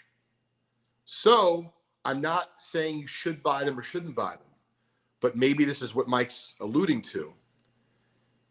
They have risen in popularity. The demand has risen. Prices have now gone up. They're worth more than they've been in the last 5-10 years. Some of what you just said, Jeremy, a few minutes ago, I think is true. Some people are recognizing they can take profits. But make no mistake, there's a lot of dealers who are now carrying it as a new item, as a new SKU. And so for me, and what Mike said, maybe this is what he's feeling. I don't know, because it's only a few words you wrote on the screen. I didn't get the feeling people were dumping them, but I saw this thing that was very interesting happen, and it just crossed my mind. I was at a vintage card booth. I forget the gentleman's name. Very good booth. First row of the convention on the left, towards the back. I bought some stuff from him. Anyway, I was there. I don't want to overstep, Jeremy, so I didn't even ask to get involved.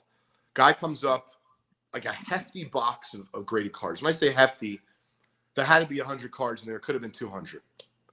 He also had what appeared to be, I don't know if it was his girlfriend, his business partner, like a dolly with multiple boxes on this dolly. I didn't look at the cards, and I wasn't trying to eavesdrop, but I was physically next to him when he came up to the booth. And guy did a great job of presenting what he had. Here's some stuff. I got more.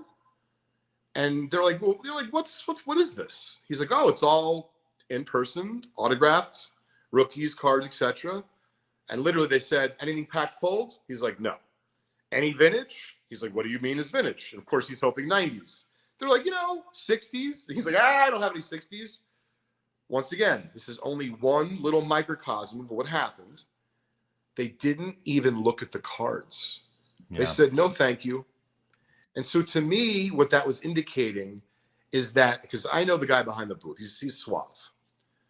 He now knows, similar to me, there is a large glutton of supply, either on the market and or coming to the market of these cards. It doesn't mean that they're not collectible. It doesn't even mean you shouldn't buy them, but just be conscious of it so that if you're walking around, similar to what Mike just said a few minutes ago, I don't think it's the people's dumping. It's just a new collectible that is desirable and in demand. And when things can be sold at a profit and there's demand, people generally jump into that kind of market. Yeah, I think that's really, really well said. And I wonder if Mike's comment was at all in reference to, something like the real major pieces like the autograph Satchel Pages 49 Leaf or Bowman or whichever one it is, 53 Tops autograph Willie Mays, like those sorts of things, like the original Gaudies or the anything T206s, right? These old cards. I don't think anyone is dumping that. Well, listen, I shouldn't say that because I really have no idea. Maybe they are. Let me rephrase. I would be surprised if people are dumping that stuff because it's just it's in such limited supply. But what you're talking about, yeah, maybe that's what Mike. Maybe that's what Mike was referring to more was more of the more modern stuff. Not I think he said IP autos, and to me, when people say IP, they mean in person. Yeah. And the point is that usually when people are talking about vintage autograph cards, they don't describe them as IP because they're all IP. So that's what made me think he was talking about modern. But nonetheless, I'm not exactly sure. But there was something on the top of my mind. I guess I just lost it as you were talking. Well, put it on the back burner. I just want to mention when you mentioned, I think one of the reasons why people use the term IP is to distinguish it from TTM. You got in person and you got through the mail. Just for anybody who might not know, wanted to share that. But there is that distinction amongst the autograph collectors. You either go through the mail or you go in person at hotels or at arenas or ball fields or whatever. Joshua Adams has joined us in the green room. Joshua is also, he's out of Chicago. He was at the Toronto Expo. So we're going to bring him out momentarily here, Leighton. I just want to do a couple more comments and then we'll see. So Chris Perkins says, do Americans have to declare what they buy when flying? Well, it's like anything, Chris Perkins. When you're crossing the border, you have to deal with customs. And yes, if you are above the allotment, whatever it might be right now, I'm not even sure. Yes, you need to declare what you are spending when you cross the border. I think you do. I shouldn't even say it that confidently because with NAFTA and all these things that have happened in recent decades, it might have changed. But I can tell you, when I did go down to the States and I come home, they ask me, do you have anything to declare? And if I'm over my minimum threshold, you have to tell them. You also have to tell them if you're bringing over $10,000 cash with you. You just have to tell them. They're not going to take it from you unless they think that it comes from money laundering or funding terrorism or something like that. They're not going to take it from you. But you have to declare it. And that's why a guy like Leighton can't come up with or maybe doesn't come up with a lot of cash because you just want to avoid those conversations a lot of the time with these custom officials. So in any event, Chris Perkins, I think you do need to declare if you go over the minimum amount that you're allowed. Rob Scott Video says, Brad and I recently partnered on an autograph project together with Sidney Crosby. Pretty cool, Rob Scott. Thanks for letting us know. And Bob Boozle says, I pump sports cards live. Not ready to dump it yet. Thank you, Bob Boozle, for that. Yankees fan, what is Len's company called? Is it Platinum Promotions? Is that Len? Great memory, Jeremy. Platinum Promotions. Platinum Promotions is Len's company. And Bobby, 86 Collectibles. I just came back from Toronto Expo from the States. No one said a word to me or even asked. Well, they were just happy to have you back in your country. Yeah, I guess Bobby. so. Believe me, they asked me some questions, but I now remember what I wanted to say, and this is important about the autograph cards. I don't know if Mike was referring to this, but if you follow the big guys like Heritage and REA and Mile High and all those guys, there has been in the last 12, 18 months some true vintage autograph collections that are coming out that are fresh. But make no mistake, those are not coming from people that are dumping them. They are coming from people that are seeing, whether it be themselves, the collectors, their families that have inherited these, that have been in their families for quite some time. This is what happens when things start to sell for a lot of money. It could be a rare Barbie doll. It could be a rare stamp. But when people are able to utilize the search engines and Google something selling for a lot of money, it's only a matter of time that if those items are out there, they will tend to come up, rise to the market, meaning they will come out and either be sold, consigned to an auction, etc. And so check that out. But I know for a fact, because I've been bidding in some of these auctions, there's some very exciting stuff that comes out, and it makes you think like, oh my God, is it not as rare? No, they're rare. It's just people didn't understand that maybe sitting on a Jackie Robinson signed card, like a gum card, could be worth life-changing money. Whereas 20 years ago, to be fair, it really wasn't. And so I think there's some of that going on, which is causing these cards to be coming out for sale through auctions.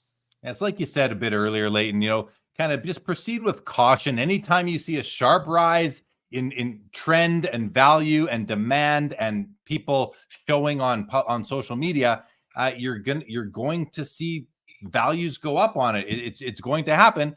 And, and then you've got to be careful because people get tired of things, and just an increased supply can eventually bring down the value. So, you got to be, and that goes for everything. We've seen these trends over and over again in sports cards. So Leighton, thanks for joining again. And we'll see you in the next week or two.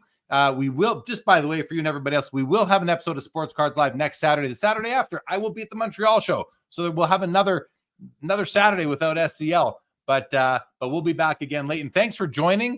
Do you want to let me bring out Josh Adams? Let's say hi to Josh. You ready to come? You good? You good, buddy? All right, he's good. Let's bring out Josh. I'll let you guys say hello, and then Leighton, we'll say goodnight to you. Hey, Josh, man.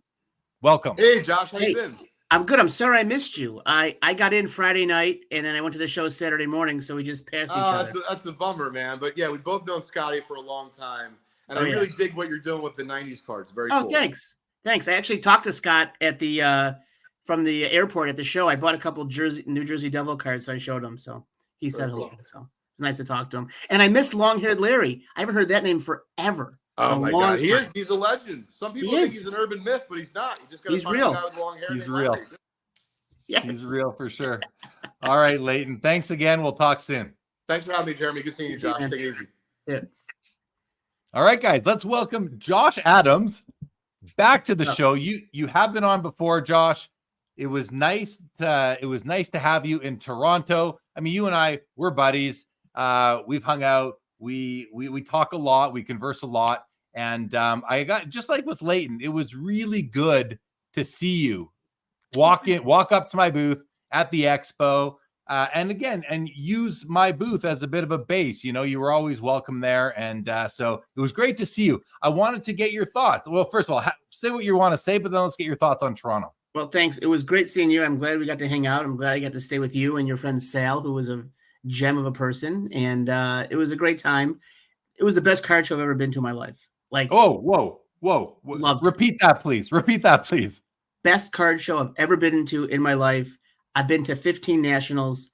This was better than all of them, bar none. And it was just, I was blown away. You could have dropped 10 grand walking in the door in the first 5 minutes, like easy, Guys, easily. this coming from someone who, you live in Chicago. Yep. You're American. You go to the National all the time. You are at plenty of card shows. You've recently launched 90s auctions, which I do. We're partnered. I help you. I do a show highlighting a lot of the items in the auction. And just so everybody knows, your next auction does go live 2 days from now on Sunday, the 13th. I've actually got a few pieces in the auction, Josh. I'm really excited to follow along. But I want to get listen, we're friends. you're American. You came up to the expo. Was that your first time?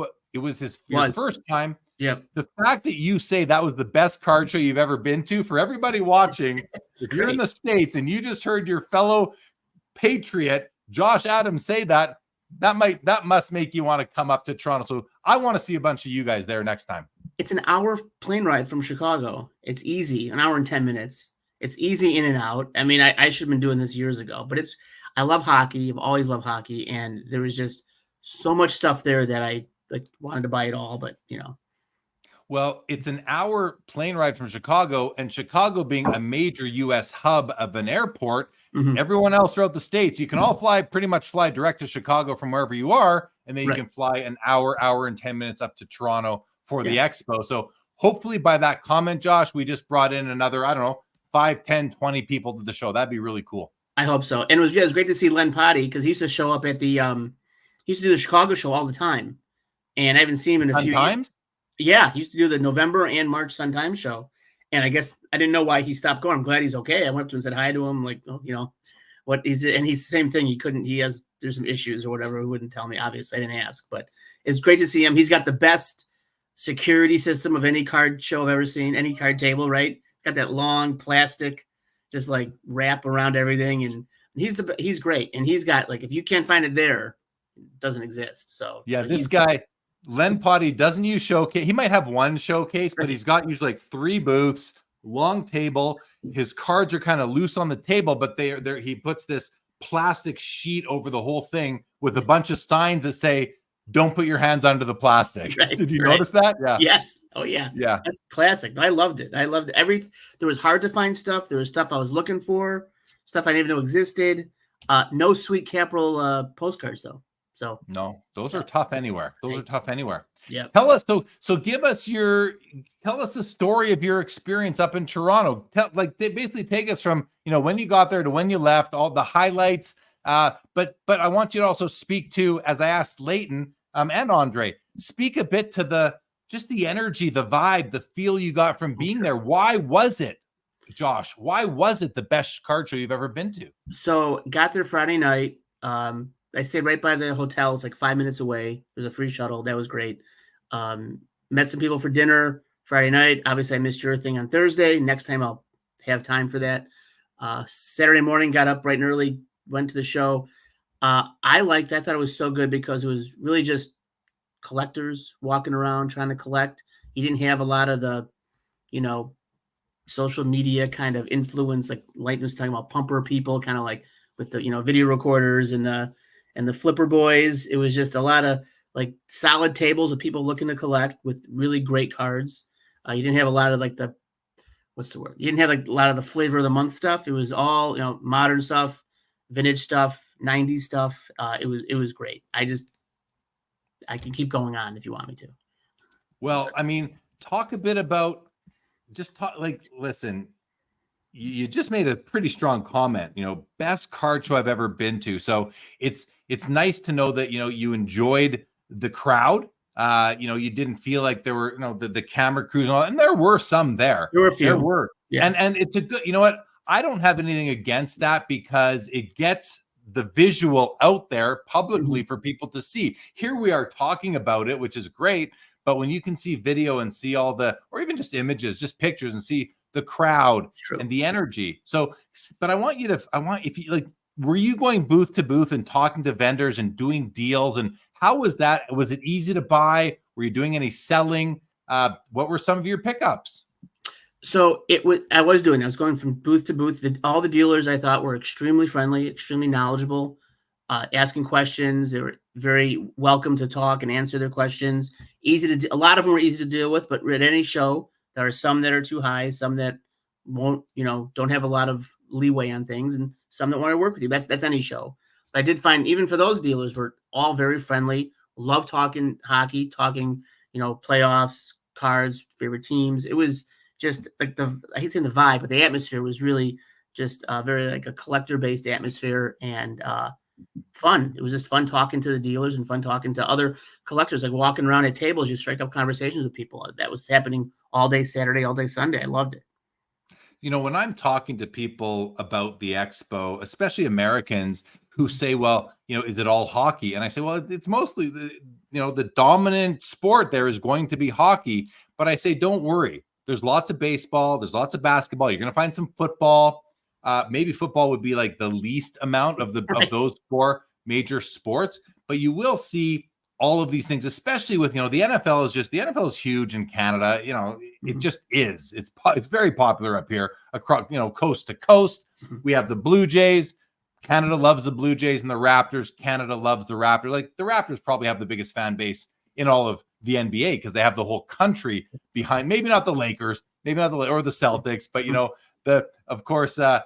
the Bulls we probably have the Bulls covered, Josh, up here in Canada with the Raptors. But in any event, I always say that you're going to find other sports, and I want to make sure that I'm not steering anybody wrong. And I might be, because I feel like I'm seeing it, but I want to hear from your perspective. Did you see basketball cards, baseball cards, football cards, and other things? I saw a lot of baseball, saw a lot of Vlad Jr. and a lot of Bo Bichette, a lot of Toronto cards. Not a lot of football, which my son was disappointed in because he wanted me to bring back some football cards for him. I'm glad you said that, so he believed me. There was not a lot of football out there, but mostly hockey, baseball, and there was some basketball, but mostly hockey, baseball were 1 and 2, which is great too. And there was a lot of vintage baseball too, which is always fun to see. Did you have? So I got a buddy at the Expos named Dave Marone. He's got. I believe it's the Josh Allen booth. I don't know if that's the exact name of his booth, but he's all football. Do you recall seeing the all football booth at least? I did see that, but it was mostly Josh Allen, and my kid was looking for Justin Jefferson, so I kept watching. So we got to tell Dave to switch from Josh Allen to Justin Jefferson. Save me some money. Keep the Josh Allen. It's fine. So, well, you know what? I bought a card off of Dave a couple Expos ago. My Otto Graham 50 or 51 Bowman rookie 50. Came from him. 50, yeah. Really? Oh, and it's a beautiful card. I've seen it. It's killer. Yeah. Amazing. So there at least we know of at least one football only booth among some others. Josh, let's take a minute and go to a few comments here.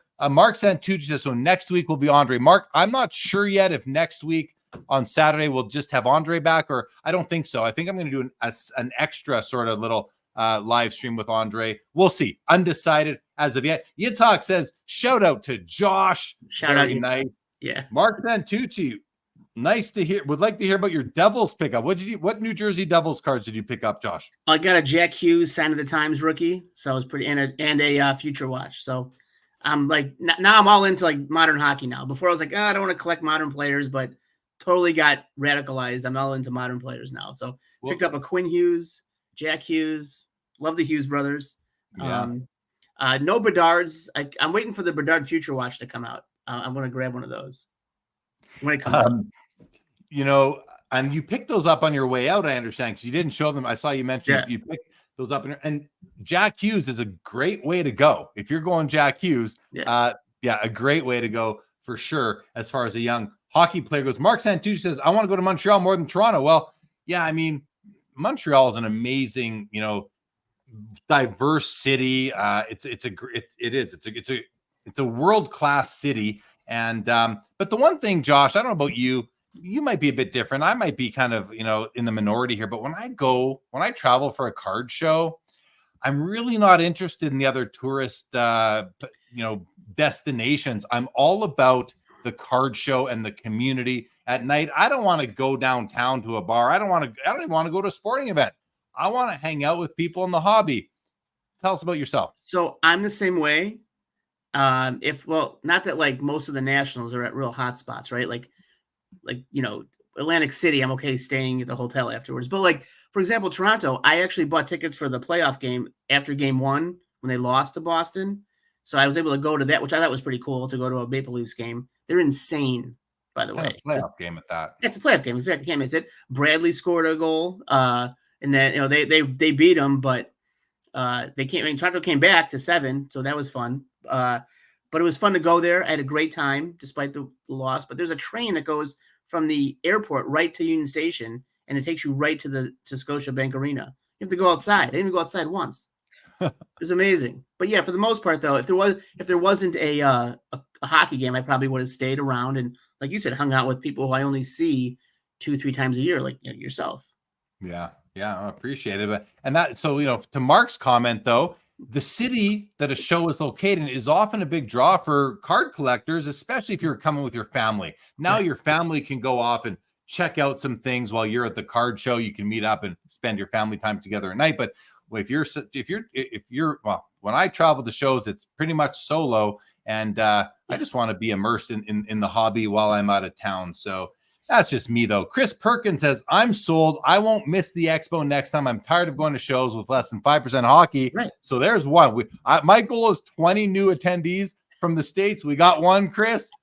Thank you so much. That's awesome. Jeremy M., good evening to you. Mark Santucci says, Josh, did you pick up any Blackhawks cards or any 70s cards? No 70s cards. I'm looking usually for Chicago stadium memorabilia or like old team photos that have the stadium in the background. I've got a 34 team photo hanging on my wall that I bought a couple years ago that I really like. I'll post it later. But I look for mostly Chicago stadium related stuff. Ah, cool. Yeah. Very cool. Penguins Collector says, hockey collectors and dealers are salt of the earth people. It's a nice Thanks, generalization. Yeah. Penguins Collector. I mean, I'll say several of us are, but I mean, there's a bad apple in every bunch for sure. Kung Fury wants to know, good evening to you, Kung. What are you hoping to get at the Montreal show? Great question. For me, listen, I will be at the Montreal Expo, and I'm excited to come. I'm gonna be interviewing a hockey player on the stage. I know who I want to interview. Hopefully, I get to. I won't say it yet because it's not for sure going to happen, but it'll be a good. Josh, I built up a nice list of hockey players that I've been able to interview now, from Jaromir Jagr, Peter Forsberg, Teemu Selanne, Pete Stemkowski. Doesn't really fit with the other three, but it was a fun interview in Toronto a couple weeks ago, and I'm hoping to add one or two more at the Montreal show. Kung Fury, when I go to card shows now, it's all about just what catches my eye more than anything. So we will see. Kung Fury, will you be at the Montreal show, and what will you have to catch my attention? Josh, so overall, you had a great time at the Toronto show.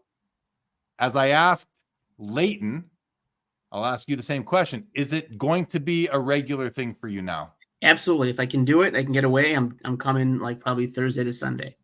And twice a year, to the spring and the fall? Yeah, because it's the first week of November. Then we have the Chicago show like 2 weeks after that, which is always really good. But this one is killer. Like, I'm coming back for sure.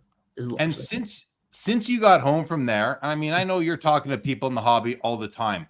Are you telling them about it? Are you helping me and other Canadians who love and just lovers of the expo? Are you helping us kind of get the word out there? Absolutely. Everyone I talked to, I said it was a great show. You should come if you like hockey. It's got a ton of great cards and really great people. I had a really good time, just like talking to people I never even met before. Just talking about cards, talking about the auction too. Like, I went there mostly to promote the auction, and they were very receptive. And it was a good networking, event. I have to get used to card shows being a networking thing as opposed to just as a collector going around looking for cards to buy.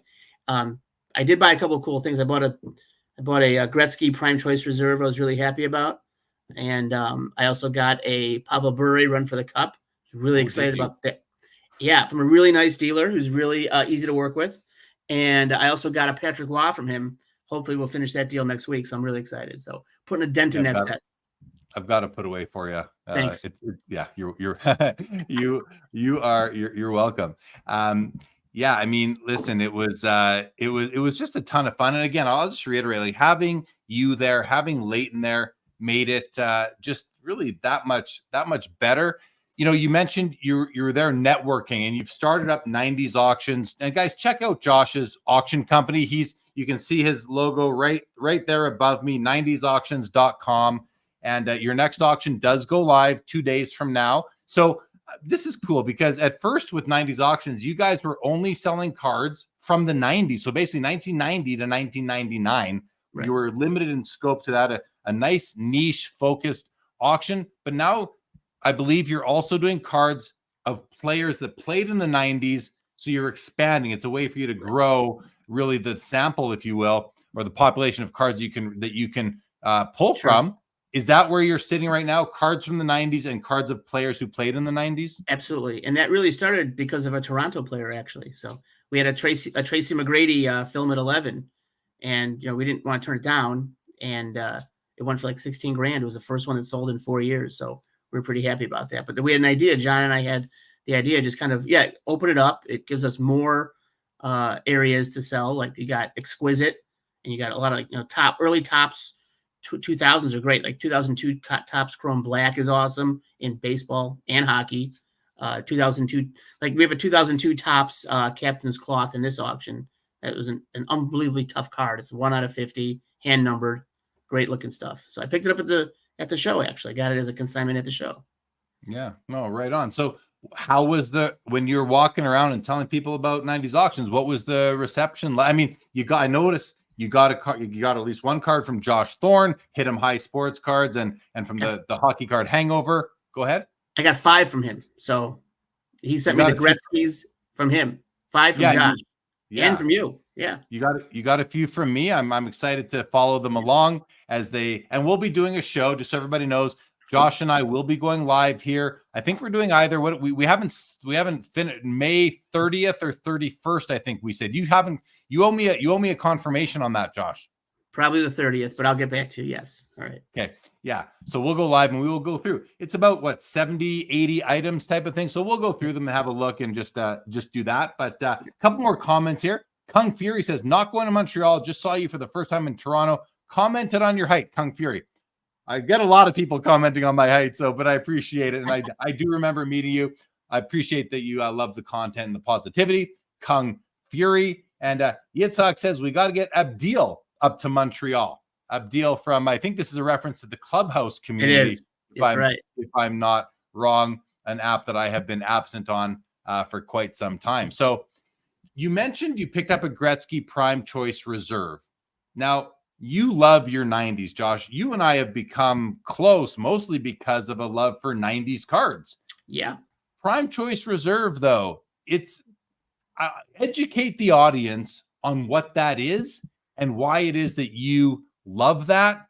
And I ask it because I historically haven't heard a lot of hockey collectors talk about Prime Choice Reserves, but I feel like it's something that might come from the basketball community. Can you explain that? Yeah, they have. So they made them in Upper Deck, made them in 1999, 98. They have them in all 4 sports. And there's the Prime Choice, that's the base. And then there's the Reserve, which is out of 100. And it's got sort of like a refractor type finish on the front. I've got one here that actually it's a consignment that's going to be up on Monday. It's a Peyton Manning. And if you can kind of, it's hard to see from the camera how it like kind of shimmers a little. It's got the Prime Choice Reserve stamp across the front, and it's numbered to 100. There you go, numbered to 100. So, and these were put in Upper Deck Choice that were like $1, $2 packs, and so they're meant for, I think, for kids, maybe for a little more affordable collectors. And even though out of 100, there's not that many in the pop report. If you want to go by pop reports for how many are out there, kind of like StarQuest Gold, there's like almost none for all 4 across all 3 sports. And it's just I love it just because like it's subtle, but I like the refractor print on the top, and I always liked Upper Deck. That was always my set, because the card shop I would go to always had Upper Deck cards. Never could find Skybox, but I do love Prime Choice is great across all 4 sports. And I was going to say, isn't Choice the same product that the StarQuest and the StarQuest Gold came out of? It is, isn't it? It is. And so speaking of that product, I was watching this end on eBay. This is the Gretzky StarQuest Gold that's in a PSA 8 holder. This car, I'm going to show you guys maybe some of you saw this. This sold last night on eBay. Slab Sharks sold this last night for $12,445 Canadian for that Gretzky StarQuest Gold. So that's out of 100, Josh. Your Prime Choice Reserve is also out of 100. I don't imagine you had to spend $12,500 US on it, did you? I did not spend $12,500 US on it, thank goodness. I do have a Gretzky, though. I bought last year at the National, that StarQuest Gold. Mine's in a 6, though, but I don't really care about the grade. I just wanted one. So from a collector's point of view, I'm fine with a 6. But yeah, there's there's definitely a step down in price. I think that is from the basketball, right? The basketball hangover, I guess I would say, the effect that those are crazy prices for basketball. And I think it bleeds down to football and hockey. Same with the rubies. I'm trying to find my Gretzky. I can't find it in here. So yeah. Yeah, no, it's interesting how hockey, and I think Bobby Burrell made the comment earlier that hockey's finally catching up to baseball, just as far as I think with respect to like autographed rookie cards and that, or just even autographed vintage cards and that seems to be the way I've noticed that as well, especially since about 2018, 2019, that a trend in basketball will eventually make its way over to hockey. We saw it with PMGs, right? And hockey's PMGs are, they're 15 years younger than basketball's PM. Basketball is 97, 98. Hockey's are 2012 and forward. It happened there. I wonder if you're onto something. I'm sorry if I'm gonna, kind of ruin your secret, but maybe Prime Choice Reserve are one of the next ones to kind of blow. And you have 90s auctions, but you're a collector. Tell us, how do you, like, how much of a collector are you and how much of a auction house founder are you? Well, so I got to separate the two, right? Because one of them is a business. So I got to operate it as a business with like a business kind of mentality. And then I'm all collector when it comes to collecting. So, but sometimes it's really hard to separate the two when you're, doing business and trying to, get consignments like, oh, I love this card. I'll, whatever you want, I'll take it. But, that's why I have a partner who's very grounded in that and has much more of a better business sense than I do. But it's just hard to separate the two, especially when you're looking, although when you're looking for yourself, it's easy to say, I want this. I'll pay this because I'll pay a higher fee to stop looking for it. You know what I mean? If that makes sense, like the convenience fee. So I can stop scrolling eBay and going to shows every month looking for a card. And, oh, this guy has it. I'll pay within reason. I'll pay more. A little bit, right? You're not gonna, you're not. Yeah, I hear, especially, well, I was gonna say, especially on a more liquid type card, you're not gonna pay a lot more, but on a liquid type card, you're not searching for it that long. So really, your strategy is this. I think that's a very smart strategy, because when a rare card comes up for sale, you want to be able to buy it, and other people are going to want to be able to buy it too. So sometimes that's why auctions are great, because it just may the highest bidder win. But even in person, even just if you're at a card show or you're scrolling story sales on Instagram, sometimes you just got to say, what do you want? They give you a number and you say, okay, is it within 10 or 15% of what maybe the most recent comp is, type of thing? Like, I'm going to take it for that. And let's face it, if you didn't pay more than the last comp, nothing ever moves in value anyway. So right. That's okay. Yeah. Pay more now or pay even more later is sometimes how I think about it. So there was a card that ended tonight that I wanted this card tonight, and I was like, oh, maybe I'll be able to pick this card up, and like, oh, maybe if I can get it for, still a lot of money, like, what am I going to sell to get it? But maybe I'll have to sell some cards and buy this card for $5,000 to $7,000. It ended, USD. It ended for over 20 USD, and I was like, oh my gosh. This is a card I could have bought, 8 years ago for $1,200 to $1,500. Now it sells Canadian. Now it sells for 30 or so, maybe call it 27, 28,000. Wow. So to your strategy, I think it's a really smart one. You pay what you got to pay to get those really rare cards. If you can afford it, if it's in your budget. Right. Don't forego the mortgage to buy, but sometimes. Be careful. Yeah. Right. Don't get in trouble. Don't get yourself in trouble here. Right. Exactly. I just want to make an announcement, everybody. Rage is in the house. Rage is in the building. What's going on, Rage? Mark Santucci says, Josh, nice Peyton Manning. Thanks. Corey Carr says, StarQuest Golds are awesome. So I agree. I'm a fan of StarQuest Golds. Now, I have a caveat, Josh. I have a small caveat to this. When I look at this card, I think this is a great looking, it really is a nice looking card. The only thing that throws me off on it is that UD Choice logo right there. It's right there. It's just not, if they took that off, this card would be so much more attractive to me. How do you feel about that? And Corey Carr, how do you feel about that? Listen, they're still great cards. I think they'd be stepped up if that blemish wasn't sitting right there. Just my personal thought. I overlook certain things if it's a rare and unique card. I'm like, yeah, it's all right, you know. But yeah, it would be a lot better. But I put my thumb over it when I look at it, so it's fine. Penguins Collector says Josh is a good friend and a real mensch, a true collector. Very nice comment. Thank you, John. Penguin. That's John. Nice. We go way back. So. Okay, awesome. Do I know John? You do not. If you come to the National, you might see him this year. Has he been before? Only he lives in Cleveland, so he'll come to the Cleveland show. I've been to 3 Cleveland Nationals in my life, so this will be number 4. I think me too. We probably crossed paths like a million times. We were probably peering into the same showcase. I was probably looking over you a few times. Easily, right? Yeah. Right on. All right. Well, listen, we're close to being able to wind down here, Josh. I was hoping and planning to just kind of show my pickups from the last 2 shows. Let's see. I'm happy. You want to stick around for 10 more minutes while I do that? Absolutely. Okay. Guys in the chat, if you are listening to this on podcast, I apologize. You're going to, to really understand and see what I happened to pick up at the Toronto show and the Edmonton show, both expos. You're going to have to tune into YouTube, watch this episode in syndication later on YouTube. But for those of you here right now, or those of you watching on YouTube, post live, let's get to it. I'm going to show you guys what I picked up. Let me make sure I have my stacks proper. Yes, I do. I have my stacks proper. So I'm going to start with my Cup base patch parallel pickups. And the 3 most important ones I picked up came from Pino Chiappetta. Pino is a hero.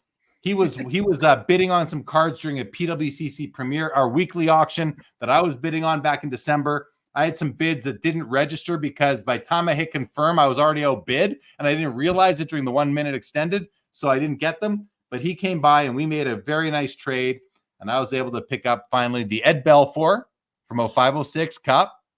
To Yitzhak's question earlier, the most iconic year of the Cup. Also in that deal, a beautiful Grant Fuhr. Look at that. Oh, that's nice. Isn't that nice? Not as nice, but I've only seen one colors, is the Roberto Luongo. These are the base patch variation or parallel. I call them parallel. Carbon will kick me and say they're variations, Jeremy, not parallels. In any event, I love those and collect them. Picked up a couple more. These are from the Edmonton Expo. Got these from Chris. Both sports cards are Rick Nasson and Alexei Yashin from the second year Cup. This came from my buddy Justin from New York, a Danny Heatley from 2007. And then this one both came from Grant Patterson at the Toronto Expo. We've got a 2011 Zdeno Chara, nice 3-color piece of the Bruins, Bobby, and the 2021 Kirill Kaprizov of the Minnesota Wild. Nice tree patch from the Wild logo. And then finally, this came from Edmonton, 2009, Scott Niedermayer. Really nice piece. I love this year. I've got like 45 of them now. Happy to pick those up. All right, guys.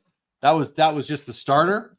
All right, next up, and I don't even know if I don't have these in any specific order. I just always, whenever I stack cards, Josh, on my desk, and I've got like windows in here and the sun can come through, I'll always take a stack. It'll be like there's an autograph. It'll be like that. And before I kind of go to bed, I'll always flip all the autos over. Right? Sure. You do that? Yeah. Flip your autos, guys. Flip your autos on those stacks. Fade out like crazy. Right. If there's any sun coming through in your room. All right. I picked up some Teemu Selanis, as you probably know by now, my all-time favorite professional athlete from 2019, the Cup, the inked insignias on card auto, numbered out of 25. That is a manufactured patch, of course, but I don't mind it when it's meant to be a nice decorative element of the card. Beautiful. Number 25 at 25. Pick that up. From the most recent year of the Cup, this is a honorable numbers out of 17. Teemu Selänne, all-star card. He's wearing an all-star jersey. Those pieces are from the jersey on card auto. Pretty cool piece. Didn't expect that to come up to my booth at the Edmonton Expo, Josh, but it did. I'll save that one. You remember Miroslav Shatan, Josh? Yeah, Satan, of course. Yeah. Satan. This guy's last name is spelled Satan, like Satan, but it's pronounced Shatan. And picked up his Islanders honorable numbers, second year Cup on card auto. Pretty cool card. That came from Matt Chang. got a Rob Blake, Josh, a Rob Blake Cup Tribute RPA. So not a rookie card. His rookie is 90-91. Right, He's in all right. the Premier and Upper Yeah. Deck sets and all that. But this is from 2014. So a Girl Cup number 4. Tribute. Yeah, pretty nice. This guy came from Luke from the Hobby Spot, a Joe Sakic signature patch, 3-color patch, on-card auto, short printed out of 25. Pretty That's nice. cool. That's great. That was from Edmonton. Another Matt Chang card. It's funny. I was at Matt Chang's booth in Toronto several times. I don't think I bought anything from him in Toronto, but we did plenty of deals in Edmonton on probably cards I was looking at in Toronto. Here's a card that I've never picked up before. I've had chances and I've just never done it because I'm not a fan of the patch on the Dale Hawerchuk because it's a Legends game. Mhm. But the Corey Perry patch is awesome. It's an honorable numbers out of 10 from the Cup, 2008-9, 7-8. And Corey Perry, not the worst pairing. He's going to be a Hall of Famer, I believe. He's got Stanley Cups. He's, a lot of people don't like him, but he'll be a Hall of Famer, Josh. What do you think? I can't stand him, but objectively, he's very borderline to being a Hall of Famer. He was on the Blackhawks for about 10 minutes this year until he got into some trouble and then was not the Blackhawks anymore. Yeah. He did. This one came from my friend Charles. This is a Patrick Waugh Contenders auto patch, on-card auto, numbered out of 100. You don't see a lot of these all black cards, right? And No. this one just grabbed me the way the patch matches, nice 3-color patch on that. That's really So, nice. had to grab that. This came from my friend Darcy in Edmonton. This is from, I don't know what year, but it's a Dominion Peerless patch, short print out of 10, Mario Lemieux. Nice. With a beautiful piece. Oh, yeah. Oh, that's And really the nice. the autograph is just bright blue, super bold, looks great. Wow. This one came from Grant Patterson. Sometimes this is like, sometimes, Josh, you see a card, you'll like this one. You will like this card. Sometimes you see a card and you just have to grab it. Grant Patterson had this in his showcase. This is from 2014, the Cup. Foundations, auto patch out of 5. Josh. It's right up my Dennis Savard, alley. Oh, that's amazing. I Mr. love it. Spinorama. Oh, yeah. Savoir faire. That's awesome. One of my favorite, him and Michel Goulet were like two of my favorite players in the 80s. Those guys were just beautiful on ice. And So fun to watch. I saw him play live several times in the 80s, and I loved watching Dennis Savard. A couple of cards now that I was really interested in the Toronto Expo, and the guys that had them, we just couldn't get a deal done in Toronto. But they told me we'll be in Edmonton next week. Maybe we'll get a deal done there. And I wasn't leaving Edmonton without these two cards. And it's a beautiful pair. I've been looking for the top one for a while. The bottom one wasn't even on my radar. But let me show you guys this pair. At the top, we have a dual honorable numbers out of 19, numbered 1 of 19, of Steve Yzerman and Joe Sakic. The Sakic's a nice 3-color patch. The Yzerman's a 1-color. But I mean, two of the classiest, most well-respected, highest scoring leaders in all of the history of hockey. So I love this card. I was looking for a duel of these guys. And then on the bottom is a dual signature materials numbered out of 5, a short print of Martin Brodeur and Patrick Waugh. Two of the best goalies of all time. So I got these from Rome Rant and his son Dylan. And gosh, am I happy to add those to the collection. That's really nice.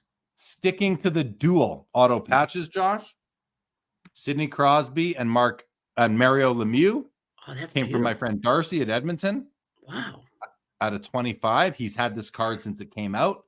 Now it's Sheesh. mine. Wow. Another Matt Chang purchase.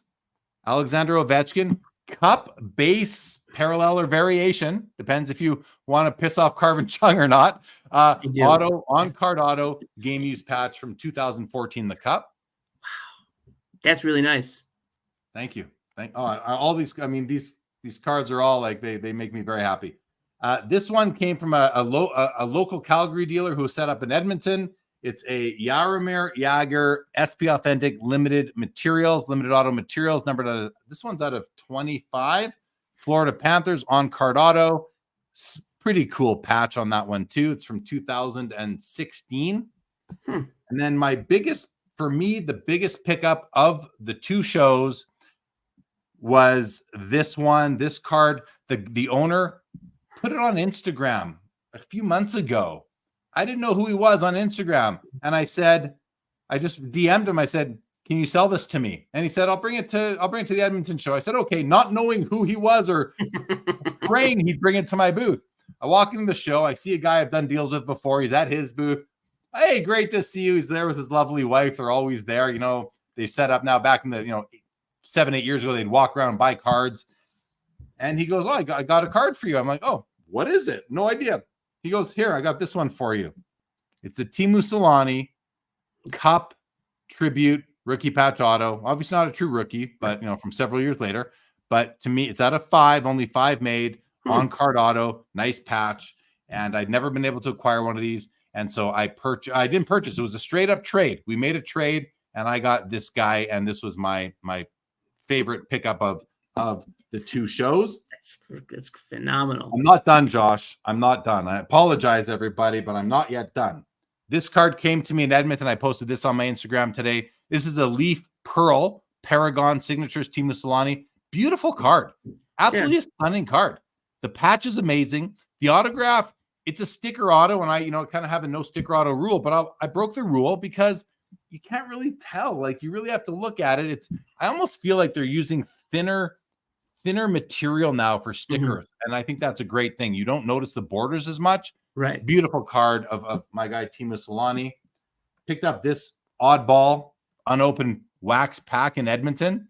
Autos of 1977. Amazing. Now, right? I'd never seen this before. And I just love the blue and the red and just everything about it. The graphic, of course.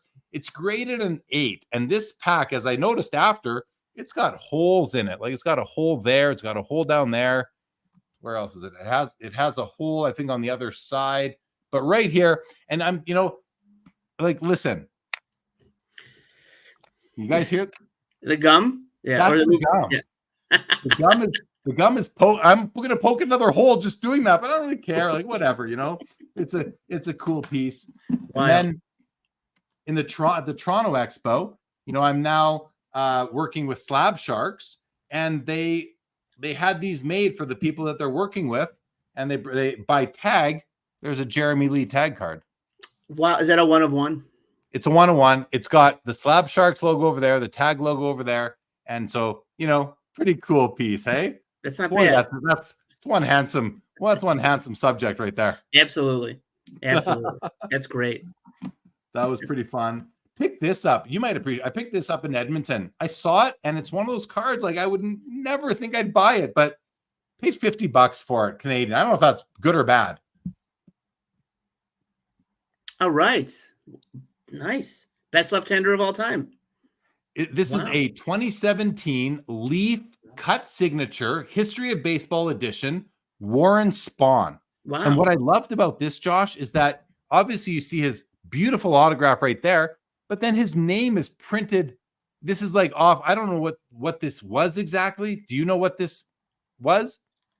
That looks like, is it I want to say diamond, like a Diamond Kings or Perez Steel. I think it's either Perez Steel or Diamond Kings. Yeah, I think it's a Perez Steel piece. I don't know if it was a pack pulled or what it was, but I get told I look like Warren Spahn. I have his 48 Leaf rookie. I love it. So what a nice pair it makes. So I just picked it up on impulse. That came from a guy named Mike, Lower Level Sports out of Winnipeg. All right, I still have a whole stack here to show you guys. So I hope you good, Josh? I'm wide awake. I took a power nap. I'm good to go. So I'm going to kind of run through these. We've got a Denny Potvin signature patch from 05 the Cup, the first year Cup. Beautiful Islanders patch, numbered out of 75. Great autograph. This came from a guy named Jamie who was set up at the Imperial Gardens booth in Edmonton with Kenny Durr. Thanks to Jamie for that. Another Joe Sakic emblems of endorsement, numbered out of 15. I don't know. Oh, yeah, the guy I got this from was Kyle. He was just the guy that came to the Edmonton show, had some cards for sale. I picked up that Sakic off of him. This came from Mo from West Sports Cards. I picked up some good stuff, Josh. You did. Early Cup. This is 2007 the Cup. Dual scripted swatches out of 5 of Mario Lemieux and Mark Messier. That's phenomenal. Yeah. Wow. Great card right there. And Mo had this in his booth for years. And I said, Mo, he had a big number. I'm like, well, you've had this for years. Move it. I'm willing to pay you this, which was like half of his sticker. And he's like, all right. So, Right. Yes. right? Turn the inventory sometimes. Turn it. Here's a Pavel Datsuk emblems of endorsement. That came from the same guy I got the Sakic from. He doesn't Another get Yzerman. Pardon? he doesn't get the notoriety that I think he should. And I begrudgingly say this, but he had phenomenal hands, a great skater, a fantastic passer, great vision. I just feel like he just kind of is an afterthought now, but he's one of the best players, in the last decade. Yeah, he's eligible for the Hall of Fame, I believe, this year, next year for the first time. I think he'll get in. I think he should get in, but he's recognized as one of the most skilled players to ever lace him up. Speaking of the Detroit Red Wings, another Steve Yzerman. This is a future SP Authentic limited patch auto out of 25. One color patch, but a gorgeous Yzerman autograph. His autograph is always pretty awesome. Here's another Sakic. This is the same thing, an SP Authentic limited auto patch from 2011 with a nice great auto. Pretty cool patch. Oh, yeah.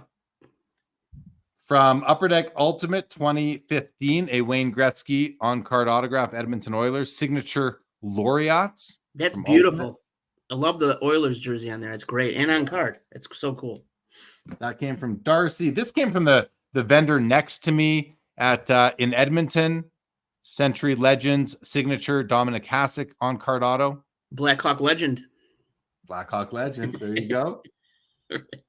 Nick Suzuki, Fleer Ultra Medallions Black 1 of 1. Oh, wow. Well, that's pretty cool. I think I got this either came from Laffer or it came from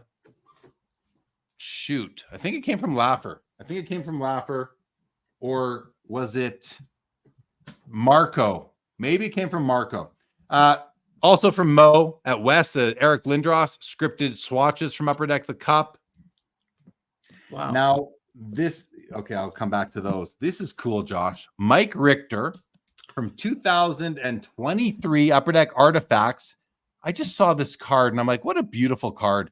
And that's a piece of ticket from an all-star game that Mike Richter played in. Oh, that's pretty cool. Yeah. I love that kind of stuff. You never see that. That's amazing. Yeah. Artifacts is a great product for these really innovative and unique and just beautiful color and designs. This card, this guy plays under the shadow of Connor McDavid. He even plays under the shadow of Leon Draisaitl, but Ryan Nugent-Hopkins, a former number 1 overall pick. Yeah.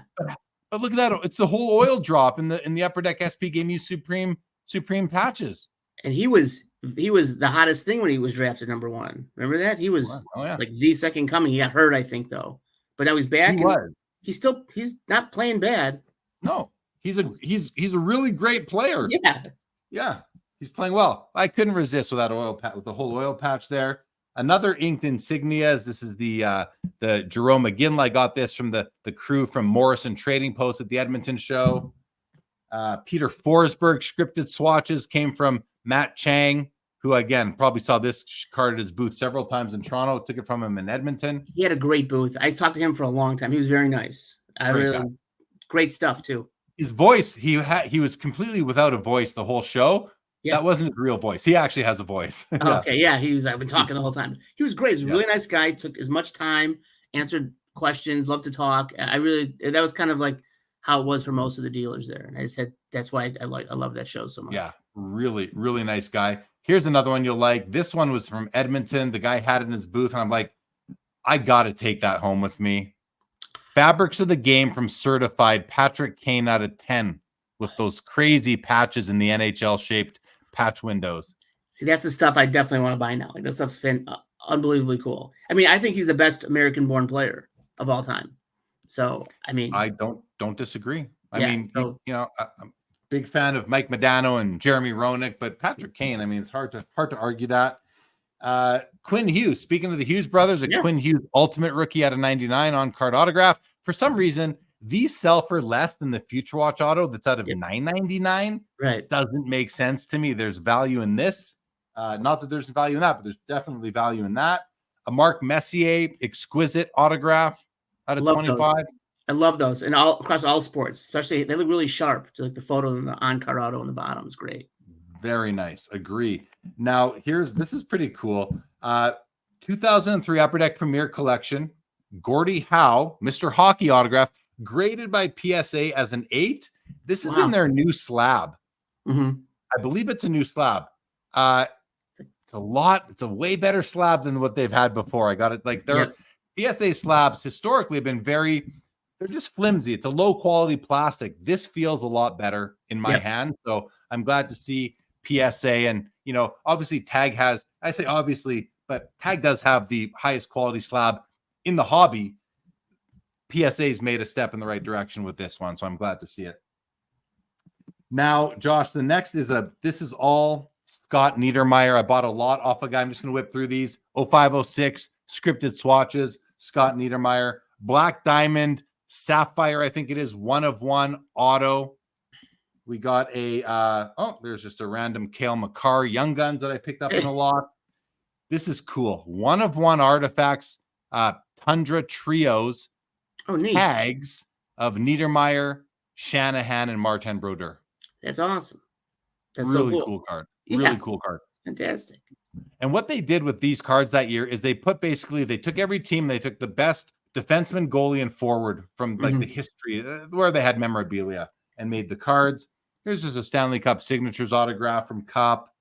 0506 Niedermayer emblems of endorsement, auto, dual patch. And then another artifact. This one's out of 2 with it from his days on the Anaheim Ducks. But an artifact, dual patch or tag out of 2. And then these are pretty cool. 3 letter cards, game used letters from the jersey. I got both E's there's actually 4 E's in his name. He's got 11 letters in his name. There's 4 E's in Niedermayer. I got 2 of them. And then I got the A from the by the letters. This is from 2010. Sweet. Where these are from 2012. Sweet. So that's pretty much it. Those are basically my pickups from the 2 expos that I just went to. I got Montreal coming up next. Well, at the end of the month. Excited. Actually, I'll be home from that, and then we'll have you on, and we'll do the 90s auction episode. Josh. So thanks everybody for sitting through that. That took about 20 minutes. Gosh, we're gonna go through the comments now. Then we'll wrap this up, Josh, if that's okay with you. Whatever you want. Your show. I'm just here to help. So I appreciate it, buddy. I appreciate it. All right. So Mark Santucci, appreciate it. Says nice Belfour Fear and some other great hockey cards. Definitely right there. Chris Perkins has never been to the Nationals. Is hockey typically scarce at the National? I mean, you're probably looking at 1%, if that. I used to say 5. I'm wrong. Probably like maybe 1%, right? It's not in abundance at all. No, it's not but you will find some. There will be a couple booths only hockey, and they have a lot. So Penguins Collector, we'll see you in Cleveland. Make sure we say hello, John. That'd be great. Yitzhak, thank you for being here today. Penguins says love the fear. Zach, I think that was all hockey pickup. Oh, except for the Warren Spawn. Right. Oh, and of course the Jeremy Lee 101. All hockey. Stanley Cup champion Miroslav Shatan, says Chris Perkins. There you go. Saving Sakic says, there's a Saving Sakic documentary out right now. I want to say I haven't had a chance. I want to see it. It sounds awesome. Yeah, I haven't had a chance and also want to see it. Nick Chen says, not a hockey collector, but man, they have some beautiful cards for sure. We're very fortunate in hockey, aren't we, Josh? Yes. Nick, you can start right now. Go on eBay right now and buy as much as you can. Tons. Yes. Mark Santucci, thank you again. Yitzhak having fun. Corey Carr, appreciate it. Penguins, all you guys, thank you. Troy Conti says, hi, Josh, nice cards. Where are the Griffey inserts? Yeah. Good call. Tony's a big Griffey guy, Griffey collector, so he'll like what we have in our auction coming up. We have a couple things. The preview's open now, but we have some stuff in there, some Griffey stuff. So you can go to 90s.com right now and see the preview for the cards going live on the 13th. Yeah, on Monday. Yep, Monday at noon. Central. Monday the 14th, 11. Monday's the 13th. Today, it's Saturday. I'm thinking, my bad. It's okay. Monday the 13th. Yep. Thank you. Rage says all bangers. Penguins Collector says, let me know if you ever want to move the Lemieux Crosby. Rage loves the Spawn. Jacob Dahl, it is Perez Steel for sure. That's this autograph on my Warren Spawn is on. Thank you, Jacob. Mark Santucci, nice pot van. Very nice. Rage, I can see the Spawn resemblance, Jay Lee. Either that or old Ernest from Ernest Goes to Camp or Jail from the 80s. Oh, I remember that. Hopefully camp, I right? remember that for sure. Yankees fan says, I remember bringing up the Jeremy Lee card on an old show. The best. Thank you. Thank you. Rage, no Kevin Stevens autos. Kevin Stevens, he was a heck of a player who doesn't have any cards. I mean, he's got cups with Lemieux and Yager and Francis, and he killed the Hawks in 91, or 92. So whatever. Well, his face got killed. Remember, he like almost lost his face one day. It was a terrible injury. Penguins collector. Yes, I do believe that the Nugent Hopkins is game used. It says on the back here, that has been certified to Upper Deck as having been used in an official NHL game. There you go, Penguins collector. Chris Chelios, Mark, he was a great U.S.-born player, no doubt. Thank you, Mark Santucci, 5 out of 5 stars on the night. Corey Carr, appreciate that. Thank you, Curmudgeon, on the great pickups.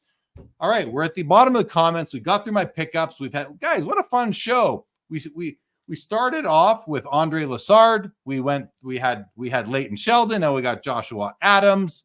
Fun show. I had a great time tonight. How about you, Josh? You have fun? I hope you did. I had a great time. Can I leave with a picture? I found my my Gretzky StarQuest Gold. So hold on. Let me spotlight you here for a second. Hold that up. Let's have a look at that. Yeah, it's in a PSA 6 holder. It looks beautiful to me. Centering on these things is very easy to assess from the middle of the side borders, right? Oh, you yeah. Right? Yeah, very that easy. Looks well centered. Yeah. It's just there's a lot of chipping on it. There's a lot of chipping on the corners. Okay. So, okay. Yeah. But you're happy to own it. What's that? You're just happy to own a copy though, right? I just wanted one, and gray doesn't matter to me, so I'm happy just to have one because good luck finding another one for that. Well, you could have bought one last night for $12,500, but I'm guessing you got yours for significantly less. I did last year at the National. On the way out of the door on Sunday of the National, a guy had it. I'm like, "You take this much?" He goes, "Sure." I said, "Here you go." So nice to pick it up just like that. All right. Well, before we wrap up, I just want to remind everybody, for Josh, 90sauctions.com. His next auction goes live on Monday. It's an easy auction to get through, guys. How many lots do you have in the auction? Do you know? We're gonna have about 82. Okay, that's one page. It's really nice and succinct. You can get through it. We will be going live here on the channel, going through all the cards and talking about them at the end of the month here, probably on May the 30th. We will do that, Josh. So I'm looking forward to that. So guys, give Josh some love. Check out 90sauctions.com. Appreciate it. And I think that's it. I'll be back tomorrow night with Josh Madigan. We'll be doing the PWCC weekly hockey auction coverage. Looking forward to that. And then on Thursday, we got the premier auction with myself and Adam Gray, the PWCC premier, coming up on the 16th here. So lots of action now. We're back from the 2 shows in Edmonton and Toronto. Be back in Montreal in a couple weeks. And then smooth sailing right through to the National, Josh. So it's like 60 some days away. I can't believe how close it is. Or maybe, I don't know, 60. It's close. It's coming. It's about that. It's about that. It's like under 70 days away. Are you all set? You have your hotel and everything? I am not set yet, but I believe I have a place to crash, and I think I'm going to be actually flying into Toronto and then driving with a couple people over to Cleveland. Yeah, John and I are driving. It's a 6-hour drive from Chicago. We rented a house with like 8 other guys. So have the hobby house. Thanks for the invitation. You can come for dinner. We're making something different every night. It's gonna be great. So I'm coming. I'm sleeping there. Never you mind. I'm crashing. I'm crashing with you. All right. I'm kidding. All right, guys. Penguins, thank you so much. Rage, good to see you as always. Thank you. Chat, thank you for joining us. If you're watching on Twitter, we had lots of people on Twitter as usual, about 30 people on Twitter still right now. Oh, wow. Thanks for being here, guys. YouTube, Instagram, LinkedIn, Facebook. We're streaming everywhere here, fellas. We're streaming everywhere. Check out the new sportscardslive.com website, where I've also done a blog. I'm not the best blog writer, but I'm trying. I'm going to try and keep that up as best I can. Check it out, guys. Please subscribe to the blog newsletter or whatever it is. I don't know if it's a blog or a newsletter. It's a blog on sportscardslive.com. Yitzchak, thank you for being here. Everybody else, thank you. Josh, hang tight right there for a second. Don't go anywhere. Everybody else, again, have a great rest of the weekend. This episode of Sports Cards Live for May the 11th, 2024 is now over.